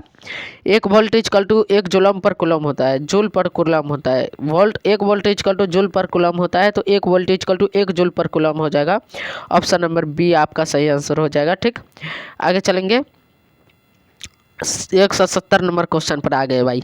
ये क्वेश्चन क्या कह रहा है, कह रहा है किसी विद्युत परिपथ में एकांक धनात्मक आवेश के 2 बिंदुओं के बीच स्थानांतरित करने में जो कार्य करना पड़ता है वो निम्नलिखित में किसका मात्रक है। ठीक, तो फिर से क्वेश्चन पर लो, किसी विद्युत परिपथ में एकांक धनात्मक आवेश को 2 बिंदुओं के बीच स्थानांतरित करने में, ठीक, जो कार्य करना पड़ता है वो निम्नलिखित में किसका मात्रक है, तो वो विभवांतर का मात्रक होता है। किसका होता है, विभवांतर का। ऑप्शन नंबर बी यहाँ पर सही आंसर हो जाएगा, विभवांतर का मात्रक होता है वो। तो ऑप्शन नंबर बी आपका सही आंसर है। ठीक, ऑप्शन नंबर बी। आगे चलेंगे, आगे देखिए क्या कह रहा है, किसी कुंडली का प्रतिरोध ज्ञात करने के लिए सूत्र है। क्या कह रहा है क्वेश्चन, किसी कुंडली का प्रतिरोध ज्ञात करने के लिए सूत्र है। किसी कुंडली का प्रतिरोध ज्ञात करने के लिए कौन सा सूत्र होता है भाई, वो सूत्र होता है R इक्वल टू वी बटा आई, R इक्वल टू वी बटा आई। तो ऑप्शन नंबर सी भी यहाँ पर सही आंसर है, सी ही, ऑप्शन नंबर सी सही आंसर है। आगे बढ़ा जाए, कह रहा है ओम के नियम निहित है। ओम के नियम निहित है मतलब ओम का नियम पूछ रहा है। ठीक, ओम का नियम इक्वल टू होता है V equal to I R, V equal to I R. ठीक, तो V equal to I R जो है ओम का नियम है, इसको R इक्वल टू वी बटा आई भी कहते हैं। ठीक, तो ये भी आ सकता है, तो आप लोग ध्यान में रखिएगा। ठीक, तो यहाँ पर आपका इस क्वेश्चन में इसका आंसर ऑप्शन नंबर बी सही है। आगे चलेंगे, आगे क्या कह रहा है, आगे कह रहा है कि विद्युत धारा की प्रबलता का एसआई मात्रक है। विद्युत धारा की प्रबलता का एसआई मात्रक क्या होता है भाई, विद्युत धारा की प्रबलता का एसआई मात्रक एम्पियर होता है। क्या होता है, एम्पियर। तो ऑप्शन नंबर ए में आपको एम्पियर मिल गया है। ठीक, आगे चलेंगे, आगे क्या कह रहे हैं, धारा मापने के यंत्र को क्या कहते हैं।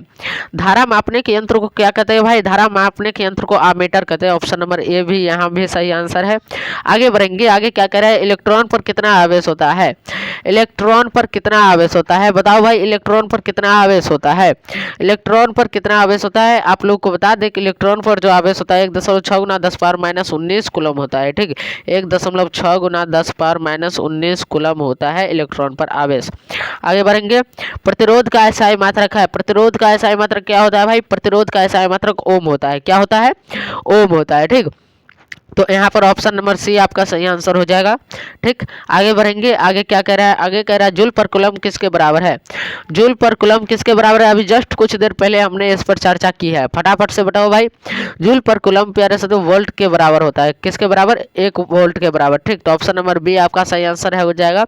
ठीक, आगे बढ़ेंगे, आगे क्या कह रहे हैं, किलोवाट घंटा मात्रक है। किलोवाट घंटा किसका मात्रक है भाई, किलोवाट घंटा जो मात्रक है वो विद्युत ऊर्जा का मात्रक है। ठीक, तो ऑप्शन नंबर सी यहाँ पर आपका सही आंसर है। आगे क्या कह रहा है, एक विद्युत यूनिट बराबर होता है। एक विद्युत यूनिट बराबर क्या होता है, फटाफट से बताओ। एक विद्युत यूनिट बराबर होता है 1 किलोवाट घंटा। क्या, 1 किलोवाट घंटा। तो ऑप्शन नंबर बी यहाँ पर सही आंसर है। आगे चलेंगे, आगे क्या कह रहा है, कह रहा है 1 किलोवाट बराबर होता है, 1 किलोवाट बराबर कितना होता है, कितना जूल होता है। सो बोलिए भाई आप लोग, कितना जूल होता है, फटाफट से बताओ। यहाँ पर ऑप्शन भाई गलत लिखा हुआ है, बता देते हैं आपको कितना जूल होता है। ठीक, थोड़ा सा मिस्टेक है ऑप्शन लिखने में, तो इसके लिए देखिए क्या होता है कि 3.6 गुना 10 पावर 6 जूल होता है। ठीक, तो ऐसे ऑप्शन लिखाना चाहिए, लेकिन ऑप्शन लिखा है 3.6 गुना 106 जूल, तो ये गलत है। ठीक, तो यहाँ पर ये आपको ध्यान में रखना है, 3.6 गुना 10 पावर 6 जूल। ठीक, आगे चलेंगे, आगे क्या कह रहा है, विभवांतर का एसआई मात्रक है। विभवांतर का एसआई मात्रक क्या होता है भाई, विभवांतर का एसआई मात्रक बताओ फटाफट से। विभवांतर का एसआई मात्रक होता है वोल्ट। क्या होता है, वोल्ट। तो ऑप्शन नंबर सी आपका सही आंसर है, विभवांतर का एसआई मात्रक वोल्ट होता है। आगे चलिए, क्या कह रहे हैं, विभवांतर मापने वाले यंत्र को क्या कहते हैं। विभवांतर मापने वाले यंत्र को क्या कहते हैं, फटाफट बताओ। विभवांतर मापने वाले यंत्र को वोल्ट मीटर कहते हैं। ऑप्शन नंबर डी आपका सही आंसर है। आगे चलेंगे, अगला क्वेश्चन देखिए, कह रहा है विद्युत शक्ति का मात्रक है। विद्युत शक्ति का क्या मात्रक हो जाएगा भाई, शक्ति का मात्रक पहले बताओ क्या होता है। विद्युत छोड़ो, शक्ति का मात्रक बताओ। शक्ति का मात्रक क्या होता है, शक्ति का मात्रक होता है वाट। क्या होता है, वाट। तो विद्युत शक्ति का मात्रक क्या हो जाएगा भाई, वाट। क्या, वाट। तो ऑप्शन नंबर सी आंसर हो जाएगा इसका सही आंसर। आगे चलेंगे, आगे क्या कर रहा है, आगे कह रहा है आवेश प्रवाह के समय की दर को क्या कहते हैं। आवेश प्रवाह के समय की दर को धारा कहते हैं। क्या कहते हैं, धारा कहते हैं। कहीं ये तो हमें थोड़ा सा मिस्टेक हो रहा है। हाँ सही है, धारा कहते हैं, धारा, ऑप्शन नंबर ए। ठीक, ऑप्शन नंबर ए सही है भाई, ऑप्शन नंबर ए सही है। आगे चलेंगे, क्या करें, एक कुलम तुल है। एक कुलम तुल मतलब क्या, एक कुलम बराबर है। ठीक, ये क्वेश्चन पूछ रहा है। तो एक कुलम बराबर क्या होता है भाई, एक कुलम बराबर होता है 1 एम्पियर गुना 1 सेकंड। क्या, 1 एम्पियर गुना 1 सेकंड। तो ऑप्शन नंबर बी आपका सही आंसर हो जाएगा, ऑप्शन नंबर बी आपका सही आंसर है। अगला क्वेश्चन पर चलेंगे, क्या करें, विद्युत बल्ब में फिलामेंट बना होता है। विद्युत बल्ब में फिलामेंट जो बना होता है वो टंगस्टन का बना होता है। किसका बना होता है, टंगस्टन का बना होता है। तो ऑप्शन नंबर यहाँ पर देखो भाई डी है, ऑप्शन नंबर डी में आपको टंगस्टन के तार का दिया हुआ है। तो ऑप्शन नंबर डी आपका सही आंसर हो जाएगा। ठीक, आगे चलेंगे, क्या करें, किलोवाट घंटा बराबर होता है। किलोवाट घंटा बराबर कितना यूनिट होता है, ये समझो कि 1 किलोवाट घंटा में 1 यूनिट होता है। तो किलोवाट घंटा बराबर 1 यूनिट हो जाएगा। ठीक, तो ऑप्शन नंबर ए आपका सही आंसर है। आगे बढ़ेंगे, आगे देखते हैं क्या कह रहा है। आगे क्वेश्चन कह रहा है कि किसी विद्युत धारा के सतत तथा बंद पथ को क्या कहते हैं। किसी विद्युत धारा के सतत तथा बंद पथ को क्या कहते हैं भाई, विद्युत परिपथ कहते हैं। क्या कहते हैं, विद्युत परिपथ कहते हैं। ऑप्शन नंबर ए आपका सही आंसर हो जाएगा, विद्युत परिपथ। ठीक, आगे बढ़ेंगे, आगे क्या कह रहा है, निम्न में से कौन सा पद विद्युत परिपथ में विद्युत शक्ति को निरूपित करता है। निम्न में से कौन सा पद विद्युत परिपथ में विद्युत शक्ति को क्या करता है, प्रदर्शित करता है। तो आई स्क्वायर आर आपका ऑप्शन नंबर ए आपका सही आंसर है। ठीक, आगे बढ़ेंगे भाई, आगे देखते हैं क्या कह रहा है। अगला क्वेश्चन कह रहा है कि निम्न में से कौन सा संबंध सत्य है। निम्न में से कौन सा संबंध सत्य है। तो निम्न में से कौन सा संबंध सत्य होगा भाई, v equal to I into R है। हाँ भाई, v equal to I into R option number C में आपको दिया हुआ है, ऑप्शन नंबर सी आपका सही आंसर हो जाएगा। ठीक, और अगला देखिए कह रहा है ओम का नियम किसने दिया था। ओम का नियम प्यारे से तो जॉर्ज साइमन ने दिया था। किसने दिया था, जॉर्ज साइमन ने। ऑप्शन नंबर ए आपका सही आंसर हो जाएगा यहाँ भी। आगे बढ़ेंगे, आगे क्या कह रहा है, एक कूलम्ब आवेश में कितना इलेक्ट्रॉन होता है। एक कूलम्ब आवेश में कितना इलेक्ट्रॉन होता है, फटाफट से बताओ भाई, एक कूलम्ब आवेश में कितना इलेक्ट्रॉन होता है। हम बताते हैं 6.25 गुना 10 पावर 18 इलेक्ट्रॉन हो रहा है। ठीक, 6.25 गुना 10 पावर 18। तो ऑप्शन नंबर यहाँ पर ए आप देख रहे हो, option number A, option number A आपका सही आंसर हो जाएगा। ठीक, आगे बढ़ेंगे, देखते हैं आगे क्या कह रहा है। कह रहा है विद्युत विभव कौन सी राशि है। विद्युत विभव कौन सी राशि है, ये क्वेश्चन पूछ रहा है। तो विद्युत विभव प्यारे से तो सदिश राशि है। कौन सी राशि है, सदिश राशि है। इसमें दिशा होती है, विद्युत विभव में दिशा होती है। तो ऑप्शन नंबर ए आपका सही आंसर हो जाएगा, इसलिए सदिश राशि है। ठीक, आगे क्या कह रहा है, वोल्ट मीटर को किस क्रम में जोड़ा जाता है। वोल्ट मीटर को किस क्रम में जोड़ा जाता है, ये क्वेश्चन पूछ रहा है। तो वोल्ट मीटर को प्यारे से समांतर क्रम में जोड़ा जाता है। किस क्रम में, समांतर क्रम में। ऑप्शन नंबर ए आपका सही आंसर है। आगे चलेंगे, अगला क्वेश्चन कह रहा है आमीटर को श्रेणी क्रम में क्यों जोड़ते हैं। आमीटर को श्रेणी क्रम में क्यों जोड़ते हैं। तो आमीटर को श्रेणी क्रम में इसीलिए जोड़ते हैं क्योंकि कम प्रतिरोध प्राप्त हो। ठीक, कम प्रतिरोध प्राप्त करने के लिए हम आमीटर को श्रेणी क्रम में जोड़ते हैं। तो ऑप्शन नंबर बी में आप देख सकते हैं भाई, कम प्रतिरोध प्राप्त करने के लिए। ठीक, तो ऑप्शन नंबर बी जो आपका है, ऑप्शन नंबर बी, ये ऑप्शन नंबर बी आपका सही आंसर हो जाएगा। ठीक, तो ऑप्शन नंबर बी आपका सही आंसर है। ठीक, आगे चलेंगे, अगला क्वेश्चन देखते हैं क्या कह रहा है। जिस विद्युत परिपथ में, क्या कह रहा है, जिस विद्युत परिपथ में धारा एक ही दिशा में प्रवाहित होती है उसे क्या कहते हैं। जिस विद्युत परिपथ में धारा एक ही दिशा में प्रवाहित होती है उसे दिष्ट धारा कहते हैं। क्या कहते हैं, दिष्ट धारा कहते हैं। ऑप्शन नंबर ए आपका सही आंसर है। 200 क्वेश्चन पूरे भाई, अब 4 क्वेश्चन बचा हुआ है। ठीक, तो ये 4 क्वेश्चन भी कर लिया जाए। कह रहा है परिपथ में जब तार की लंबाई दुगुनी कर दिया जाता है तो ए मीटर का पाठ्यांक कैसा होता है। मतलब ए मीटर का पाठ्यांक दुगुना हो जाता है, तिगुना हो जाता है, कि आधा हो जाता है, कि इनमें से कोई नहीं, ये क्वेश्चन दिया हुआ है। ठीक, तो जब भी भाई परिपथ में तार की लंबाई आप दोगुना कर दीजिएगा तो ए मीटर का पाठ्यांक जो है वो आधा हो जाएगा। कैसा हो जाएगा, आधा हो जाएगा। तो ऑप्शन नंबर सी आपका सही आंसर हो जाएगा। आगे बढ़ेंगे, अगला क्वेश्चन देखिए क्या करें। विद्युत ऊर्जा का व्यापारिक मात्रक है।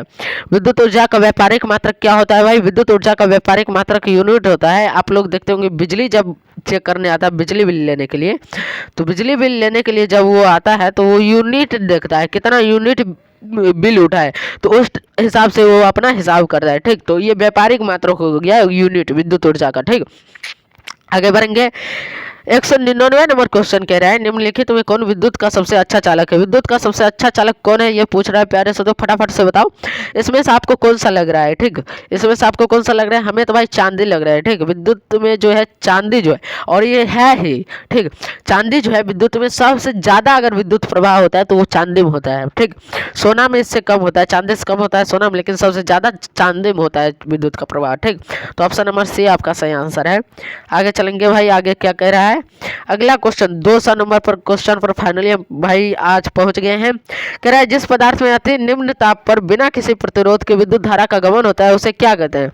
तो उसे क्या कहते हैं भाई? उसे कहते हैं अतिचालक। क्या कहते हैं? अतिचालक। ऑप्शन नंबर ए आपका सही आंसर हो जाएगा, उसे अतिचालक कहते हैं। चलो भाई अब चलते हैं नेक्स्ट क्वेश्चन पे। अब पहले ये बताओ, यहाँ तक 200 क्वेश्चन किए, अब बचा है भाई कितना? 100 क्वेश्चन और बचा है। यहाँ तक 200 क्वेश्चन किए, आप लोगों से कितना क्वेश्चन बना ये आप लोग कमेंट सेक्शन में बताइए, ठीक। फिर आप चलते हैं, 100 क्वेश्चन बचा है तो इस 100 क्वेश्चन को भी फटाफट से कर लिया जाए और आज फिजिक्स का काम तमाम कर दिया जाए, ठीक। फिजिक्स का टेंशन ही आज खत्म कर देते हैं। बड़ा फिजिक्स फिजिक्स फिजिक्स फिजिक्स बड़ा अच्छा नहीं लगता था। फिजिक्स फिजिक्स फिजिक्स फिजिक्स को आज खत्म ही कर देते हैं। चलो देखिए 201 नंबर क्वेश्चन क्या कह रहा है भाई? धातुओं तथा मिश्र धातुओं की प्रतिरोधकता होती है। धातुओं तथा मिश्र धातुओं की प्रतिरोधकता क्या होती है भाई? अत्यंत कम होती है। क्या? अत्यंत कम होती है। ऑप्शन नंबर बी, ठीक। आगे चलिए अगला क्वेश्चन देखिए क्या कह रहा है? वोल्ट मीटर को समांतर क्रम में क्यों जोड़ते हैं? वोल्ट मीटर को समांतर क्रम में क्यों जोड़ते हैं? तो वोल्ट मीटर को समांतर क्रम में क्यों जोड़ते हैं ये बताते हैं। कम प्रतिरोध प्राप्त करने के लिए वोल्ट मीटर को समांतर क्रम में जोड़ते हैं, ठीक। अगला क्वेश्चन देखिए क्या कह रहा है? जिस विद्युत परिपथ में धारा दोनों दिशाओं में प्रवाहित होती है उसे क्या कहते हैं? जिस विद्युत परिपथ में जो धारा दोनों दिशाओं में प्रवाहित होते हैं उसे क्या कहते हैं भाई? प्रत्यावर्ती धारा कहते हैं। क्या कहते हैं? प्रत्यावर्ती धारा, ठीक। और एक ही दिशा में प्रवाहित होती है उसे दिष्ट धारा कहते हैं, ठीक। तो ऑप्शन नंबर ए यहाँ पर सही आंसर है। चलिए भाई आगे चलते हैं। जिस पदार्थ में आवेशों का प्रवाह आसानी से होता है उसे क्या कहते हैं? जिस पदार्थ में आवेशों का प्रवाह आसानी से होता है उसे सुचालक कहते हैं। क्या कहते हैं? सुचालक कहते हैं। ऑप्शन नंबर ए आपका सही आंसर है। आगे चलेंगे अगला क्वेश्चन देखो क्या कह रहा है? समांतर क्रम में संयोजित, क्या कह रहा है? समांतर क्रम में संयोजित प्रतिरोधों की संख्या घटने के उपरांत संयोजित प्रतिरोधों का कुल प्रतिरोध क्या होता है भाई? बढ़ता है। क्या होता है? बढ़ता है। ऑप्शन नंबर ए आपका सही आंसर है। आज कुछ थोड़ा आज सर्दी आराम है, लेकिन कल जो था सर्दी भाई हालत खराब कर दिया था। अगला क्वेश्चन देखिए क्या कर रहा है? चालक का प्रतिरोध चालक डैश पर निर्भर करता है, मतलब चालक का प्रतिरोध जो है चालक के किस पर निर्भर करता है? अनुप्रस्थ काट पर। किस पर करता है? चालक का प्रतिरोध चालक के अनुप्रस्थ काट पर निर्भर करता है, ठीक। चालक का प्रतिरोध चालक के अनुप्रस्थ काट पर निर्भर करता है, ठीक। ऑप्शन नंबर बी आपका यहाँ पर सही आंसर हो जाएगा। आगे चलेंगे भाई अगला क्वेश्चन देखो क्या कह रहा है? 1 जूल और 1 सेकंड के अनुपात को क्या कहते हैं? 1 जूल और 1 सेकंड के अनुपात को क्या कहते हैं? ये क्वेश्चन पूछ रहा है। तो 1 जूल और 1 सेकंड के अनुपात को कहते हैं भाई 1 वाट। क्या कहते हैं? 1 वाट, जिसे हम शक्ति कहते हैं, ऊर्जा कहते हैं ना, ऊर्जा शक्ति उसे ही कहते हैं, ठीक। तो 1 वाट ऑप्शन नंबर डी आपका सही आंसर है। आगे चलिए आगे क्या कह रहा है? कह रहा है आर ओम प्रतिरोध वाले, ठीक, आर ओम प्रतिरोध वाले एन प्रतिरोधों के समांतर क्रम में जोड़ने पर तुल्य प्रतिरोध क्या होगा? N R. क्या होगा? N R. दोनों को मल्टीप्लाई कीजिएगा, ठीक। अगर ओम आर रहे और प्रतिरोध एन रहे, ठीक, तो उस टाइम क्या करना है प्यारे साथियों? समांतर क्रम में जब आप जोड़िएगा दो प्रतिरोध को तो उस टाइम प्रतिरोध तुल्य प्रतिरोध हो जाएगा उन दोनों प्रतिरोधों का गुणनफल, ठीक। तो ऑप्शन नंबर ए आपका सही आंसर है, ठीक। आगे चलेंगे आगे क्या कह रहा है कि किसी चालक में प्रवाहित धारा के लिए ओम का नियम लागू होता है जब चालक का ताप अचर होता है, ठीक। ऑप्शन नंबर ए में क्या कह रहा है? चालक का ताप अचर होता है। ये बात सही है भाई। जब चालक का ताप अचर रहता है उस टाइम ओम का नियम लागू होता है, ठीक। तो ऑप्शन नंबर ए आपका सही आंसर हो जाएगा, ठीक। आगे चलिए भाई अब एक चीज आपसे इम्पोर्टेंट बातें करना है। आप लोगों को इसका पीडीएफ तो बता दिए आपको, इसको नीचे डिस्क्रिप्शन में आपको लिंक मिल गया है, वहाँ पर मिल जाएगा। और नेक्स्ट बात जो आपको हम बताने जा रहे हैं वो बताने जा रहे हैं, यहाँ तक आप लोग क्लास कर रहे हो, ध्यान से सुनना भाई, यहाँ तक क्लास किए हो, 200 क्वेश्चन पार कर लिए हो, ठीक। और आप लोग जो इस चैनल को अभी तक सब्सक्राइब नहीं किए हो भाई सब्सक्राइब कर लो, क्योंकि आपके बोर्ड एग्जाम तक ये चैनल आपका साथ देगा और बहुत ही बेहतर करने की जो है आपसे उम्मीद करता है ये चैनल। और ये आप लोगों का चैनल है और आप लोग इसको जितना आगे बढ़ाना चाहे आप लोग बढ़ा सकते हैं, इसमें कोई भी रोक टोक नहीं है। और अपने दोस्तों के बीच में शेयर कीजिए और अभी लाइक कर दीजिए जो बच्चे लाइक नहीं किए। तो चलो भाई चलते हैं नेक्स्ट क्वेश्चन पे। नेक्स्ट क्वेश्चन देखते हैं क्या कह रहा है। कह रहा है आमीटर को विद्युत परिपथ में कैसे जोड़ा जाता है? आमीटर को विद्युत परिपथ में कैसे जोड़ा जाता है? तो आमीटर को विद्युत परिपथ में श्रेणी क्रम में जोड़ा जाता है। किस क्रम में? श्रेणी क्रम में। ऑप्शन नंबर ए आपका यहाँ पर सही आंसर है। आगे चलिए क्या करें, जब किसी चालक तार से विद्युत धारा प्रवाहित होती है तो गतिशील कण होते हैं। जब किसी चालक तार से विद्युत धारा प्रवाहित होती है तो गतिशील कण इलेक्ट्रॉन ही होते हैं। इलेक्ट्रॉन ही इधर से उधर बौखते रहता है और कोई नहीं। ठीक, आगे चलिए क्या करें, आवेश कितने प्रकार के होते हैं? आवेश भाई 2 प्रकार के होते हैं, धन आवेश, ऋण आवेश। ठीक, आगे चलिए, ओम के नियम का गणितीय रूप क्या है? ओम के नियम का गणितीय रूप अभी जस्ट कुछ देर पहले हमने बताया था, V = I × R, ये बताया था ना, V = I × R, तो I = V/R हो जाएगा, V/R। ठीक, तो ऑप्शन नंबर बी आपका यहाँ पर सही आंसर हो जाएगा, ऑप्शन नंबर बी। ठीक, तो ऑप्शन नंबर बी आपका यहाँ पर सही आंसर है। आगे चलिए क्या कह रहे हैं, विद्युत धारा उत्पन्न करने की युक्ति को क्या कहते हैं? जनित्र। क्या कहते हैं? जनित्र, यानी कि जनरेटर। समझ रहे होंगे कुछ हमारे बिहार के बच्चे समझ रहे होंगे। जनरेटर जैसे जनित कहा जाता है। ठीक, जनित्र। ठीक, जनरेटर, गांव घर में जनरेटर कहा जाता है। आगे चलिए क्या कहते हैं, अगला कहता है डायनेमो से किस प्रकार की धारा प्रवाहित होती है, प्राप्त होती है? डायनेमो से किस प्रकार की धारा प्राप्त होती है? तो डायनेमो से पैराशुद्धिष्ट धारा और पर्यावर्ती धारा, यानी कि एसी करंट और डीसी करंट, दोनों करंट प्राप्त होती है, यानी कि दोनों धाराएं प्राप्त होती है। ऑप्शन नंबर सी आपका सही आंसर है। आगे चलिए क्या कह रहा है, लघुपतन के समय परिपथ में विद्युत धारा का मान कैसा होता है? लघुपतन के समय जो लघुपतन यानी शॉर्ट सर्किट, ये लघुपतन क्या है? शॉर्ट सर्किट है। ठीक, तो इस टाइम विद्युत धारा का मान कैसा होता है, ये क्वेश्चन पूछ रहा है। ठीक, तो इस टाइम विद्युत धारा का मान बहुत अधिक होता है। जब बहुत अधिक धारा हो जाएगा उस टाइम जो है शॉर्ट सर्किट होता है। ठीक, तो ये क्लियर समझ गए होंगे। आगे चलिए अगला क्वेश्चन देखते हैं, विद्युत बल्ब के भीतर क्या, विद्युत बल्ब के भीतर जो होता है वो निर्वात रहता है, मतलब निर्वात नहीं रहता है, अक्रिय गैस भरी रहती है। क्या? अक्रिय गैस भरी रहती है, यानी कि निष्क्रिय गैस भरी रहती है। ठीक, ऑप्शन नंबर सी में आप देख सकते हैं निष्क्रिय गैस भरी रहती है। अगला क्वेश्चन भाई, कभी कभी ऑप्शन देखकर भी आपको आंसर लगाना पड़ेगा, ये ध्यान में रखना। ठीक, कभी कभी ऑप्शन थोड़ा चेंज रहता है। तो विद्युत धारा उत्पन्न करती है, विद्युत धारा कौन उत्पन्न करेगा भाई? विद्युत धारा कौन उत्पन्न करेगा, सो पहले बताओ। इनमें से ये जो 4 ऑप्शन दिया है, इनमें से विद्युत धारा कौन उत्पन्न करेगा? इनमें से विद्युत धारा एक ही चीज उत्पन्न कर सकता है, वो चुंबकीय क्षेत्र। ठीक, चुंबकीय क्षेत्र आपका विद्युत धारा उत्पन्न कर सकता है, विद्युत क्षेत्र नहीं करेगा, धारा क्षेत्र नहीं करेगा। ठीक, तो ऑप्शन नंबर ए आपका सही आंसर है। आप प्रैक्टिकल करके देख सकते हैं, जब आप चुंबक से जब आप विद्युत धारा उत्पन्न करेंगे ना, तो उसके क्षेत्र से विद्युत धारा उत्पन्न हो जाती है। ठीक, आगे चलेंगे, आगे क्या कह रहा है, आगे कह रहा है कि विद्युत चुंबक क्या है? विद्युत चुंबक क्या है, ये क्वेश्चन पूछ रहा है। तो विद्युत चुंबक जो है, अब सुनो ध्यान से, विद्युत चुंबक जो है वो आपको पता होगा, चुंबक पता है? तो चुंबक जो है उसे को कहते हैं विद्युत चुंबक। ठीक, तो विद्युत चुंबक नर्म लोहे के दंड पर लिपटी चालक कुंडली है, एक प्रकार से कुंडली।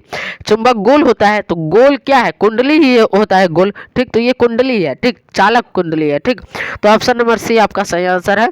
आप लोग देखते होंगे स्पीकर, देखे डीजे वाला स्पीकर, ठीक, उसमें चुंबक ही लगा रहता है। ठीक, चुंबक क्यों लगा रहता है? उससे करंट पास होता है, विद्युत धारा पास जाती है, उससे प्रवाहित होती है। अगला क्वेश्चन देखिए, कह रहा है चुंबकीय क्षेत्र के प्रभाव में विद्युत धारा क्या उत्पन्न करते हैं? चुंबकीय क्षेत्र के प्रभाव में विद्युत धारा क्या उत्पन्न करते हैं? तो चुंबकीय क्षेत्र के प्रभाव में विद्युत धारा चालक पर बल उत्पन्न करते हैं। क्या करते हैं? चालक पर बल उत्पन्न करती है। ऑप्शन नंबर सी में आप देख सकते हैं। ठीक, आगे बढ़ेंगे, क्या करें, पृथ्वी का विभव होता है, पृथ्वी का विभव क्या होता है भाई? ऋणात्मक होता है कि धनात्मक होता है कि शून्य होता है कि अनंत होता है? फटाफट से बताओ, पृथ्वी का विभव क्या होता है? ठीक, पृथ्वी का विभव प्यारे से तो शून्य होता है, 0, कुछ नहीं है, पृथ्वी का विभव शून्य होता है। ऑप्शन नंबर सी में आप देख सकते हैं, शून्य। आगे बढ़ेंगे, ठीक, कह रहा है विद्युत फ्यूज तार किसका मिश्रण होता है? विद्युत फ्यूज तार जो होता है वो भाई तांबा का मिश्रण होता है, तांबा व शीशा का। ठीक, तांबा व शीशा का। ठीक, तो यहाँ पर आपका ऑप्शन नंबर यहाँ पर बी सही हो जाएगा। ठीक, ऑप्शन नंबर बी। ठीक, आगे चलेंगे, क्या कह रहा है, अगला कह रहा है कि विद्युत वाहक बल का मात्रक क्या है? विद्युत वाहक बल का मात्रक क्या है, ये क्वेश्चन पूछ रहा है भाई। विद्युत बल वाहक का मात्रक क्या है? विद्युत वाहक बल का मात्रक क्या है भाई? कभी कभी पढ़ने में डिस्टर्ब होता है। तो विद्युत वाहक बल का मात्रक होता है वोल्ट। क्या होता है? वोल्ट। ऑप्शन नंबर सी सही आंसर है। थोड़ा सा बैकग्राउंड साउंड आ रहा होगा तो क्या कीजिएगा, बच्चा है।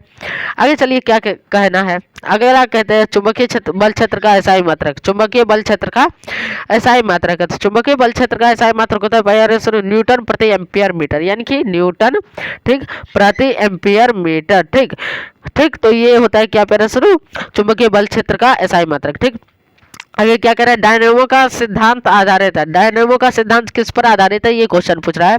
तो डायनेमो का सिद्धांत प्यारे से विद्युत चुम्बकीय प्रेरण पर आधारित है। विद्युत चुम्बकीय प्रेरण ऑप्शन नंबर ए में आपको देखने को मिल जाएगा। अगला देखिए क्या कह रहा है, चुंबक द्वारा धारावाही चालक पर लगाए गए बल की दिशा ज्ञात की जाती है।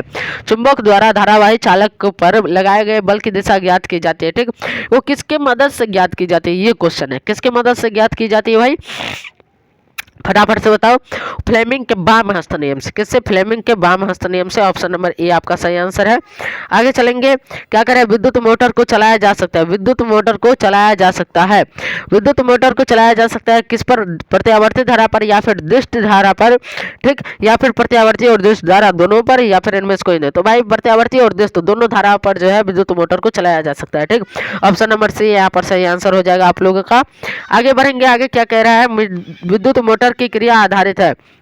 क्या, विद्युत मोटर की क्रिया जो है वो किस पर आधारित है, ये क्वेश्चन पूछ रहा है। ठीक, तो भाई विद्युत धारा की क्रिया जो है किस पर आधारित होती है, सॉरी विद्युत मोटर की क्रिया किस पर आधारित होती है, विद्युत धारा और चुंबकीय प्रभाव पर। किस पर, विद्युत धारा और चुंबकीय प्रभाव पर। ऑप्शन नंबर ये आपका सही आंसर है।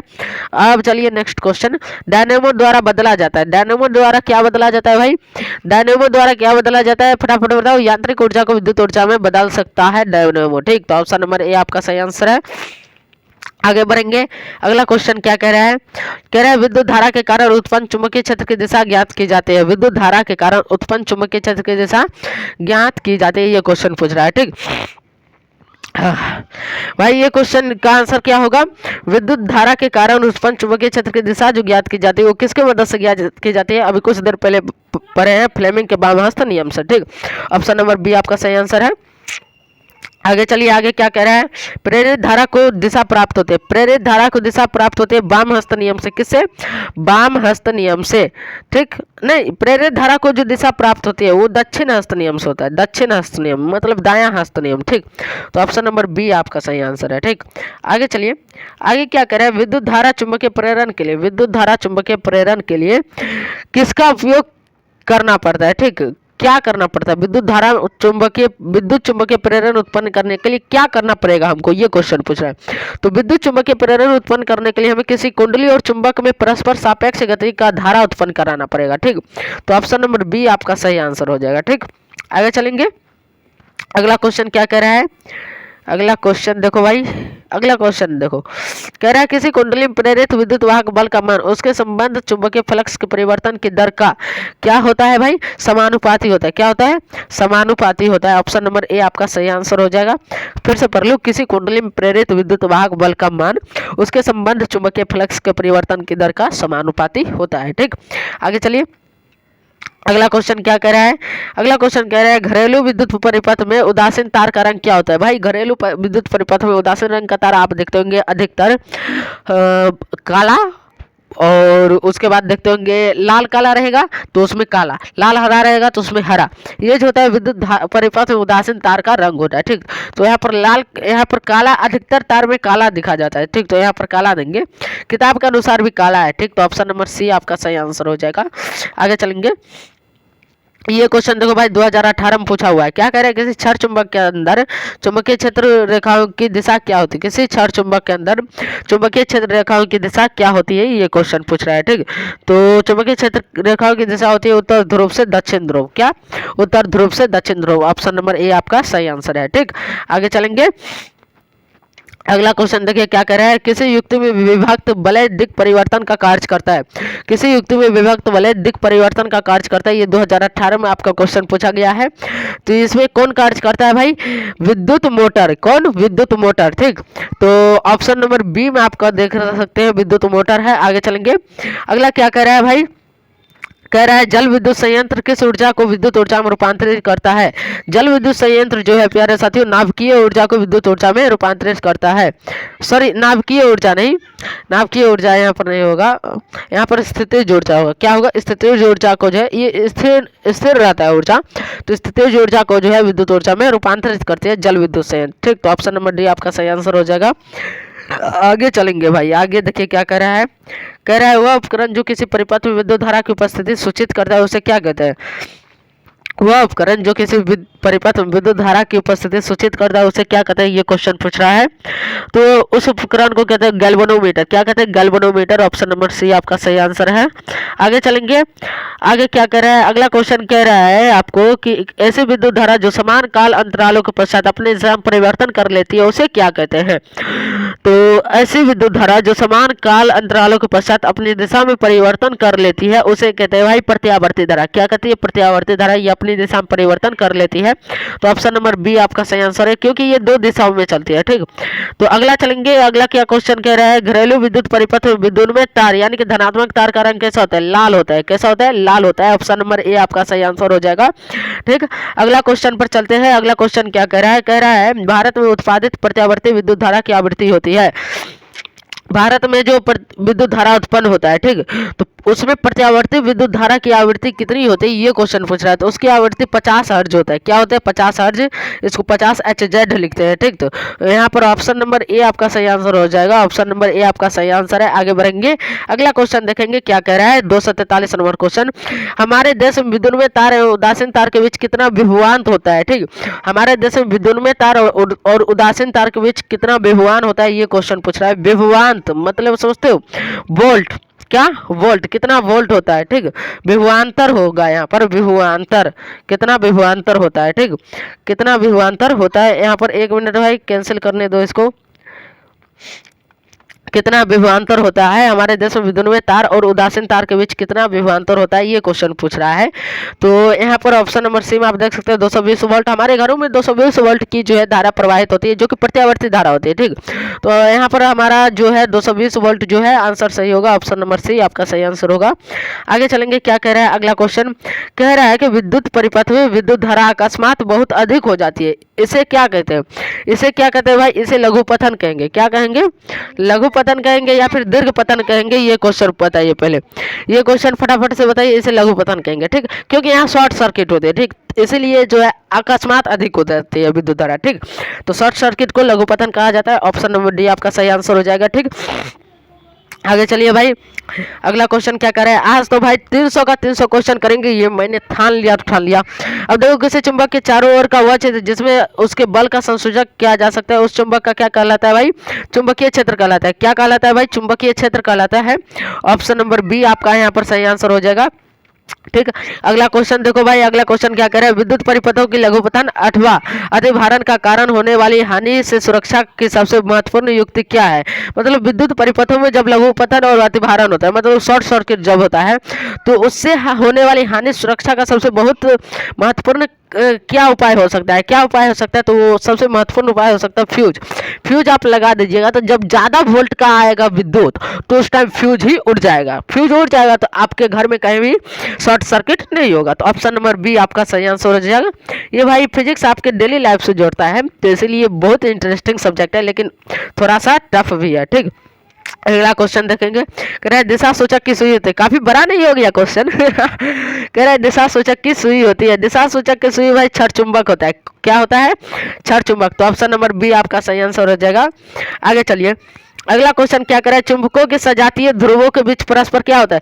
भाई सजातीय ध्रुव जब रहेगा यानी कि प्लस प्लस रहेगा तो इस समय प्रतिकर्षण होगा। ठीक, क्या होगा, प्रतिकर्षण। और प्लस माइनस रहेगा तो इस समय क्या होगा, आकर्षण होगा। ठीक, तो यहाँ पर इस क्वेश्चन के अनुसार आपका प्रतिकर्षण होता है। ऑप्शन नंबर बी आपका सही आंसर हो जाएगा। आगे चलेंगे भाई, अगला क्वेश्चन देखेंगे क्या करे। अगला क्वेश्चन कह रहा है कि चुंबकीय क्षेत्र एक ऐसी राशि है जिसमें होते हैं क्या प्यारे से, परिमाण और दिशा दोनों चीज होता है। तो ए और बी दोनों आंसर हो जाएगा। ऑप्शन नंबर सी आपका यहाँ पर सही आंसर होगा। अगला क्वेश्चन देखिए क्या कह रहा है, चुंबकीय क्षेत्र रेखाएं होती है। चुंबकीय क्षेत्र रेखाएं होती है, ये भाई चुंबकीय क्षेत्र रेखाएं आपका बंद वक्र होता है। क्या होता है, बंद वक्र होता है चुंबकीय क्षेत्र रेखाएं। तो आपका यहाँ पर ऑप्शन नंबर बी सही आंसर हो जाएगा। ठीक, ऑप्शन नंबर बी आपका सही आंसर हो जाएगा। आगे चलेंगे, अगला क्वेश्चन क्या कह रहा है। अगला क्वेश्चन कह रहा है, ध्यान से देखो क्या कह रहा है, वह युक्ति जो परिपथ में विद्युत धारा के प्रवाह को उत्क्रमित करता है उसे क्या कहते हैं। उसे कहते हैं भाई दिक् परिवर्तक। क्या कहते हैं, दिक् परिवर्तक। तो ऑप्शन नंबर सी आपका यहाँ पर सही आंसर है। ठीक, आगे बढ़ा जाए, अगला क्वेश्चन देखो भाई, अगला क्वेश्चन क्या कह रहा है भाई। अगला क्वेश्चन कह रहा है कि पास पास लिपटे हुए विद्युत रोधी तांबे की तार की बेलन की आकृति जो अनेक फेरों वाली कुंडली है उसको क्या कहते हैं। उसको परिनालिका कहते हैं भाई। ऐसे ऐसे होता है, हमको तो परिनाल का अच्छा से नहीं बना, अब बनाते हैं थोड़ा सा। स्प्रिंग समझते हो भाई, स्प्रिंग ऐसे ऐसे स्प्रिंग जो बना रहता है तो वही स्प्रिंग को परिनाल का कहा जाता है। ठीक, तो यहाँ पर ऑप्शन नंबर डी आपका सही आंसर है। आगे चलेंगे, अगला क्वेश्चन देखेंगे क्या कह रहा है। अगला क्वेश्चन देखो भाई, 2019 में पूछा हुआ क्वेश्चन है। कह रहा है कि विभक्त वलय का उपयोग किस उपकरण में किया जाता है। क्या विभक्त वलय का उपयोग किस उपकरण में किया जाता है, तो विद्युत मोटर में। किसमें, विद्युत मोटर में। ऑप्शन नंबर ए आपका सही आंसर है। आगे चला जाए, अगला देखिए क्या कह रहा है कि विद्युत धारा के चुंबकीय प्रभाव का खोज किसने किया था। विद्युत धारा के चुंबकीय प्रभाव का खोज किसने किया था भाई, ऑर्स्टेड ने। कौन किया था, ऑर्स्टेड ने। ऑप्शन नंबर बी आपका सही आंसर है। आगे बढ़ा जाए, अगला क्वेश्चन क्या कह रहा है, विद्युत मोटर परिवर्तित करता है। विद्युत मोटर क्या परिवर्तित करता है भाई, विद्युत मोटर परिवर्तित करता है यांत्रिक ऊर्जा को विद्युत ऊर्जा में। नहीं भाई, विद्युत ऊर्जा को यांत्रिक ऊर्जा में परिवर्तित करता है विद्युत मोटर। ठीक, विद्युत मोटर विद्युत ऊर्जा को यांत्रिक ऊर्जा में परिवर्तित करता है। ऑप्शन नंबर डी आपका सही आंसर है। आगे चलेंगे, अगला क्वेश्चन क्या करें, स्विच लगाए जाते हैं भाई। स्विच गर्म तार में लगाए जाते हैं। किस तार में, गर्म तार में लगाए जाते हैं, या फिर ठंडा तार में, या फिर भूयोजित तार में, या फिर इनमें समय। बताओ भाई फटाफट से। आप लोग तो घर में स्विच लगाए होंगे भाई, बताओ। हम बताते हैं गर्म तार में, क्योंकि गर्म तार में ही अतिभारण लघुपतन सब गर्म तार में होता है। शॉर्ट सर्किट भी गर्म तार की वजह से होता है, इसलिए गर्म तार में जो है स्विच लगाया जाता है। ठीक, तो ऑप्शन नंबर बी आपका सही आंसर हो जाएगा। आगे चला जाए, अगला क्वेश्चन देखो क्या कर रहा है। अगला क्वेश्चन कह रहा है कि विद्युत चुंबक बनाने के लिए किस पदार्थ के क्षर का उपयोग होता है। विद्युत चुंबक बनाने के लिए किस पदार्थ के क्षर का उपयोग होता है, ये क्वेश्चन पूछ रहा है। तो विद्युत चुंबक बनाने के लिए नरम लोहा का उपयोग होता है। अभी कुछ देर ऊपर क्वेश्चन में पढ़े थे नरम लोहा। ठीक, आगे चले, ये क्वेश्चन देखो क्या करे, वह उपकरण जो विद्युत ऊर्जा को यांत्रिक ऊर्जा में परिवर्तित करता है। विद्युत ऊर्जा को यांत्रिक ऊर्जा में कौन परिवर्तित करेगा भाई, विद्युत मोटर करेगा। ठीक, तो ऑप्शन नंबर बी आपका सही आंसर हो जाएगा। ये भी कुछ देर पहले पढ़े। शुष्क सेल में ऋण इलेक्ट्रोड बना होता है। शुष्क सेल में जो है ऋण इलेक्ट्रोड किससे बना होता है, क्या चीज का बना होता है, ये क्वेश्चन पूछ रहा है। ठीक, तो फटाफट बताओ भाई, शुष्क सेल में इलेक्ट्रोड किस चीज से बना होता है, आप लोग बताओ फटाफट से। शुष्क सेल में इलेक्ट्रॉन किस चीज से बना होता है। आज ये क्वेश्चन छोड़ दे, मन कर रहा है छोड़ दे इस क्वेश्चन को, आप लोगों को बनाने के लिए छोड़ दे, लेकिन नहीं, जस्ता का बना होता है। आप लोगों के लिए नहीं छोड़ो, एक भी नहीं छोड़ेंगे भाई, आप लोगों को सभी का सभी बना करके जाएंगे और वह क्वेश्चन आएगा एग्जाम में। डीजल का उपयोग होता है भाई भारी वाहनों में, रेल के इंजनों में, विद्युत उत्पादन में, सभी चीज में होता है डीजल का उपयोग। तो इनमें सभी में ऑप्शन नंबर डी आपका सही आंसर है। आगे बढ़ा जाए, 260 क्वेश्चन हो गया भाई। अब 40 क्वेश्चन और बचा है, चलो इसको भी कर लेते हैं। टाइम कितना हुआ है देख लेते हैं भाई, बस 1 घंटा 25 मिनट ही हुआ है, कर लेते हैं भाई। क्या 10 मिनट और लगेगा, कर लेते हैं। देखो क्या करें, किसी विद्युत धारावाही सीधी लंबी परिनालिका के भीतर चुंबकीय क्षेत्र कैसा होता है भाई। किसी विद्युत धारावाही सीधी परिनालिका के भीतर चुंबकीय क्षेत्र क्या होता है, शून्य होता है, या फिर इसके सिरे की ओर जाने पर घटता है, या फिर इसके सिरे की ओर जाने पर बढ़ता है, या फिर सभी बिंदुओं पर समान होता है। ठीक, तो सभी बिंदुओं पर जो है समान होता है। जब परिनालिका के अंदर चुंबकीय क्षेत्र लगाया जाता है आता है तब सभी बिंदुओं पर समान होता है। ऑप्शन नंबर डी आपका सही आंसर हो जाएगा। आगे बढ़ेंगे, कह रहे हैं खिलौना में किस प्रकार का सेल लगा होता है। यहाँ पर भाई खिलौना में जो सेल लगा होता है वो कौन सा सेल लगा होता है, ये क्वेश्चन पूछ रहा है। खिलौना आप लोग देखे होंगे बैटरी लगा हुआ, वो सूखा सेल होता है। कौन सा सेल, सूखा सेल। ठीक, तो ऑप्शन नंबर ए आपका सही आंसर हो जाएगा। ठीक, आगे चलेंगे, अगला क्वेश्चन कह रहा है कि फ्लेमिंग के वाम हस्त नियम में बाएं हाथ की तर्जनी क्या संकेत करती है। फ्लेमिंग के वाम हस्त नियम में बाएं हाथ की तर्जनी चुंबकीय क्षेत्र की दिशा को बताती है। ठीक, तो ऑप्शन नंबर बी आपका सही आंसर हो जाएगा। ठीक, आगे चलेंगे, अगला क्वेश्चन देखो क्या कह रहा है, विद्युत चुंबकीय प्रेरण की खोज किसने की थी। विद्युत चुंबकीय प्रेरण की खोज किसने की थी, आप अभी कुछ देर पहले हमने आपको बताया विद्युत चुंबकीय प्रेरण की खोज की थी फेराडे ने। कौन किया था, फेराडे ने। तो ऑप्शन नंबर ए आपका सही आंसर हो जाएगा। ठीक, आगे चलिए, अगला क्वेश्चन क्या कह रहा है, विद्युत जनित्र का सिद्धांत किस पर आधारित है। विद्युत जनित्र का सिद्धांत किस पर आधारित है, ये क्वेश्चन पूछ रहा है। तो विद्युत जनित्र का सिद्धांत पहले से विद्युत चुंबकीय प्रेरण पर आधारित होता है। ठीक, ऑप्शन नंबर सी आपका सही आंसर है। आगे चलेंगे, अगला क्वेश्चन देखते हैं क्या कह रहा है। अगला क्वेश्चन देखो भाई, कह रहा है कि विद्युत फ्यूज विद्युत धारा के किस सिद्धांत पर कार्य करती है। ठीक, तो विद्युत फ्यूज जो है विद्युत धारा के किस सिद्धांत पर कार्य करती है, ये क्वेश्चन पूछ रहा है। तो वो विद्युत धारा के उसमें सिद्धांत पर कार्य करती है। उसमें मतलब क्या, ऊर्जा जब बढ़ जाता है तो वो फ्यूज हो जाता है। ठीक, तो विद्युत फ्यूज उड़ जाता है तो ये उसमें सिद्धांत पर कार्य करता है। ऑप्शन नंबर ए आपका सही आंसर हो जाएगा। अगला देखो क्या कह रहा है, बैटरी से किस प्रकार की धारा उत्पन्न होता है। बैटरी से किस प्रकार की धारा उत्पन्न होती है, ये क्वेश्चन पूछ रहा है। तो बैटरी से प्यारे साथियों निर्दिष्ट धारा उत्पन्न होती है, डायरेक्ट करंट। ठीक, अगला क्वेश्चन देखो, अगला क्वेश्चन क्या कह रहा है, अगला क्वेश्चन थोड़ा सा, हाँ अगला देखो क्वेश्चन देखो, ये 2020 में पूछा हुआ क्वेश्चन है ना। ये कह रहा है गर्म जल प्राप्त करने के लिए हम सौर ऊर्जा टपक का उपयोग किस दिन नहीं कर सकते हैं। तो जिस दिन बादल रहेगा उस दिन नहीं कर सकते हैं, धूप वाले दिन कर सकते हैं, गर्म दिन में कर सकते, पवन वाले दिन कर सकते हैं, जिस दिन बादल रहेगा उस दिन नहीं कर सकते। ऑप्शन नंबर बी आपका सही आंसर है।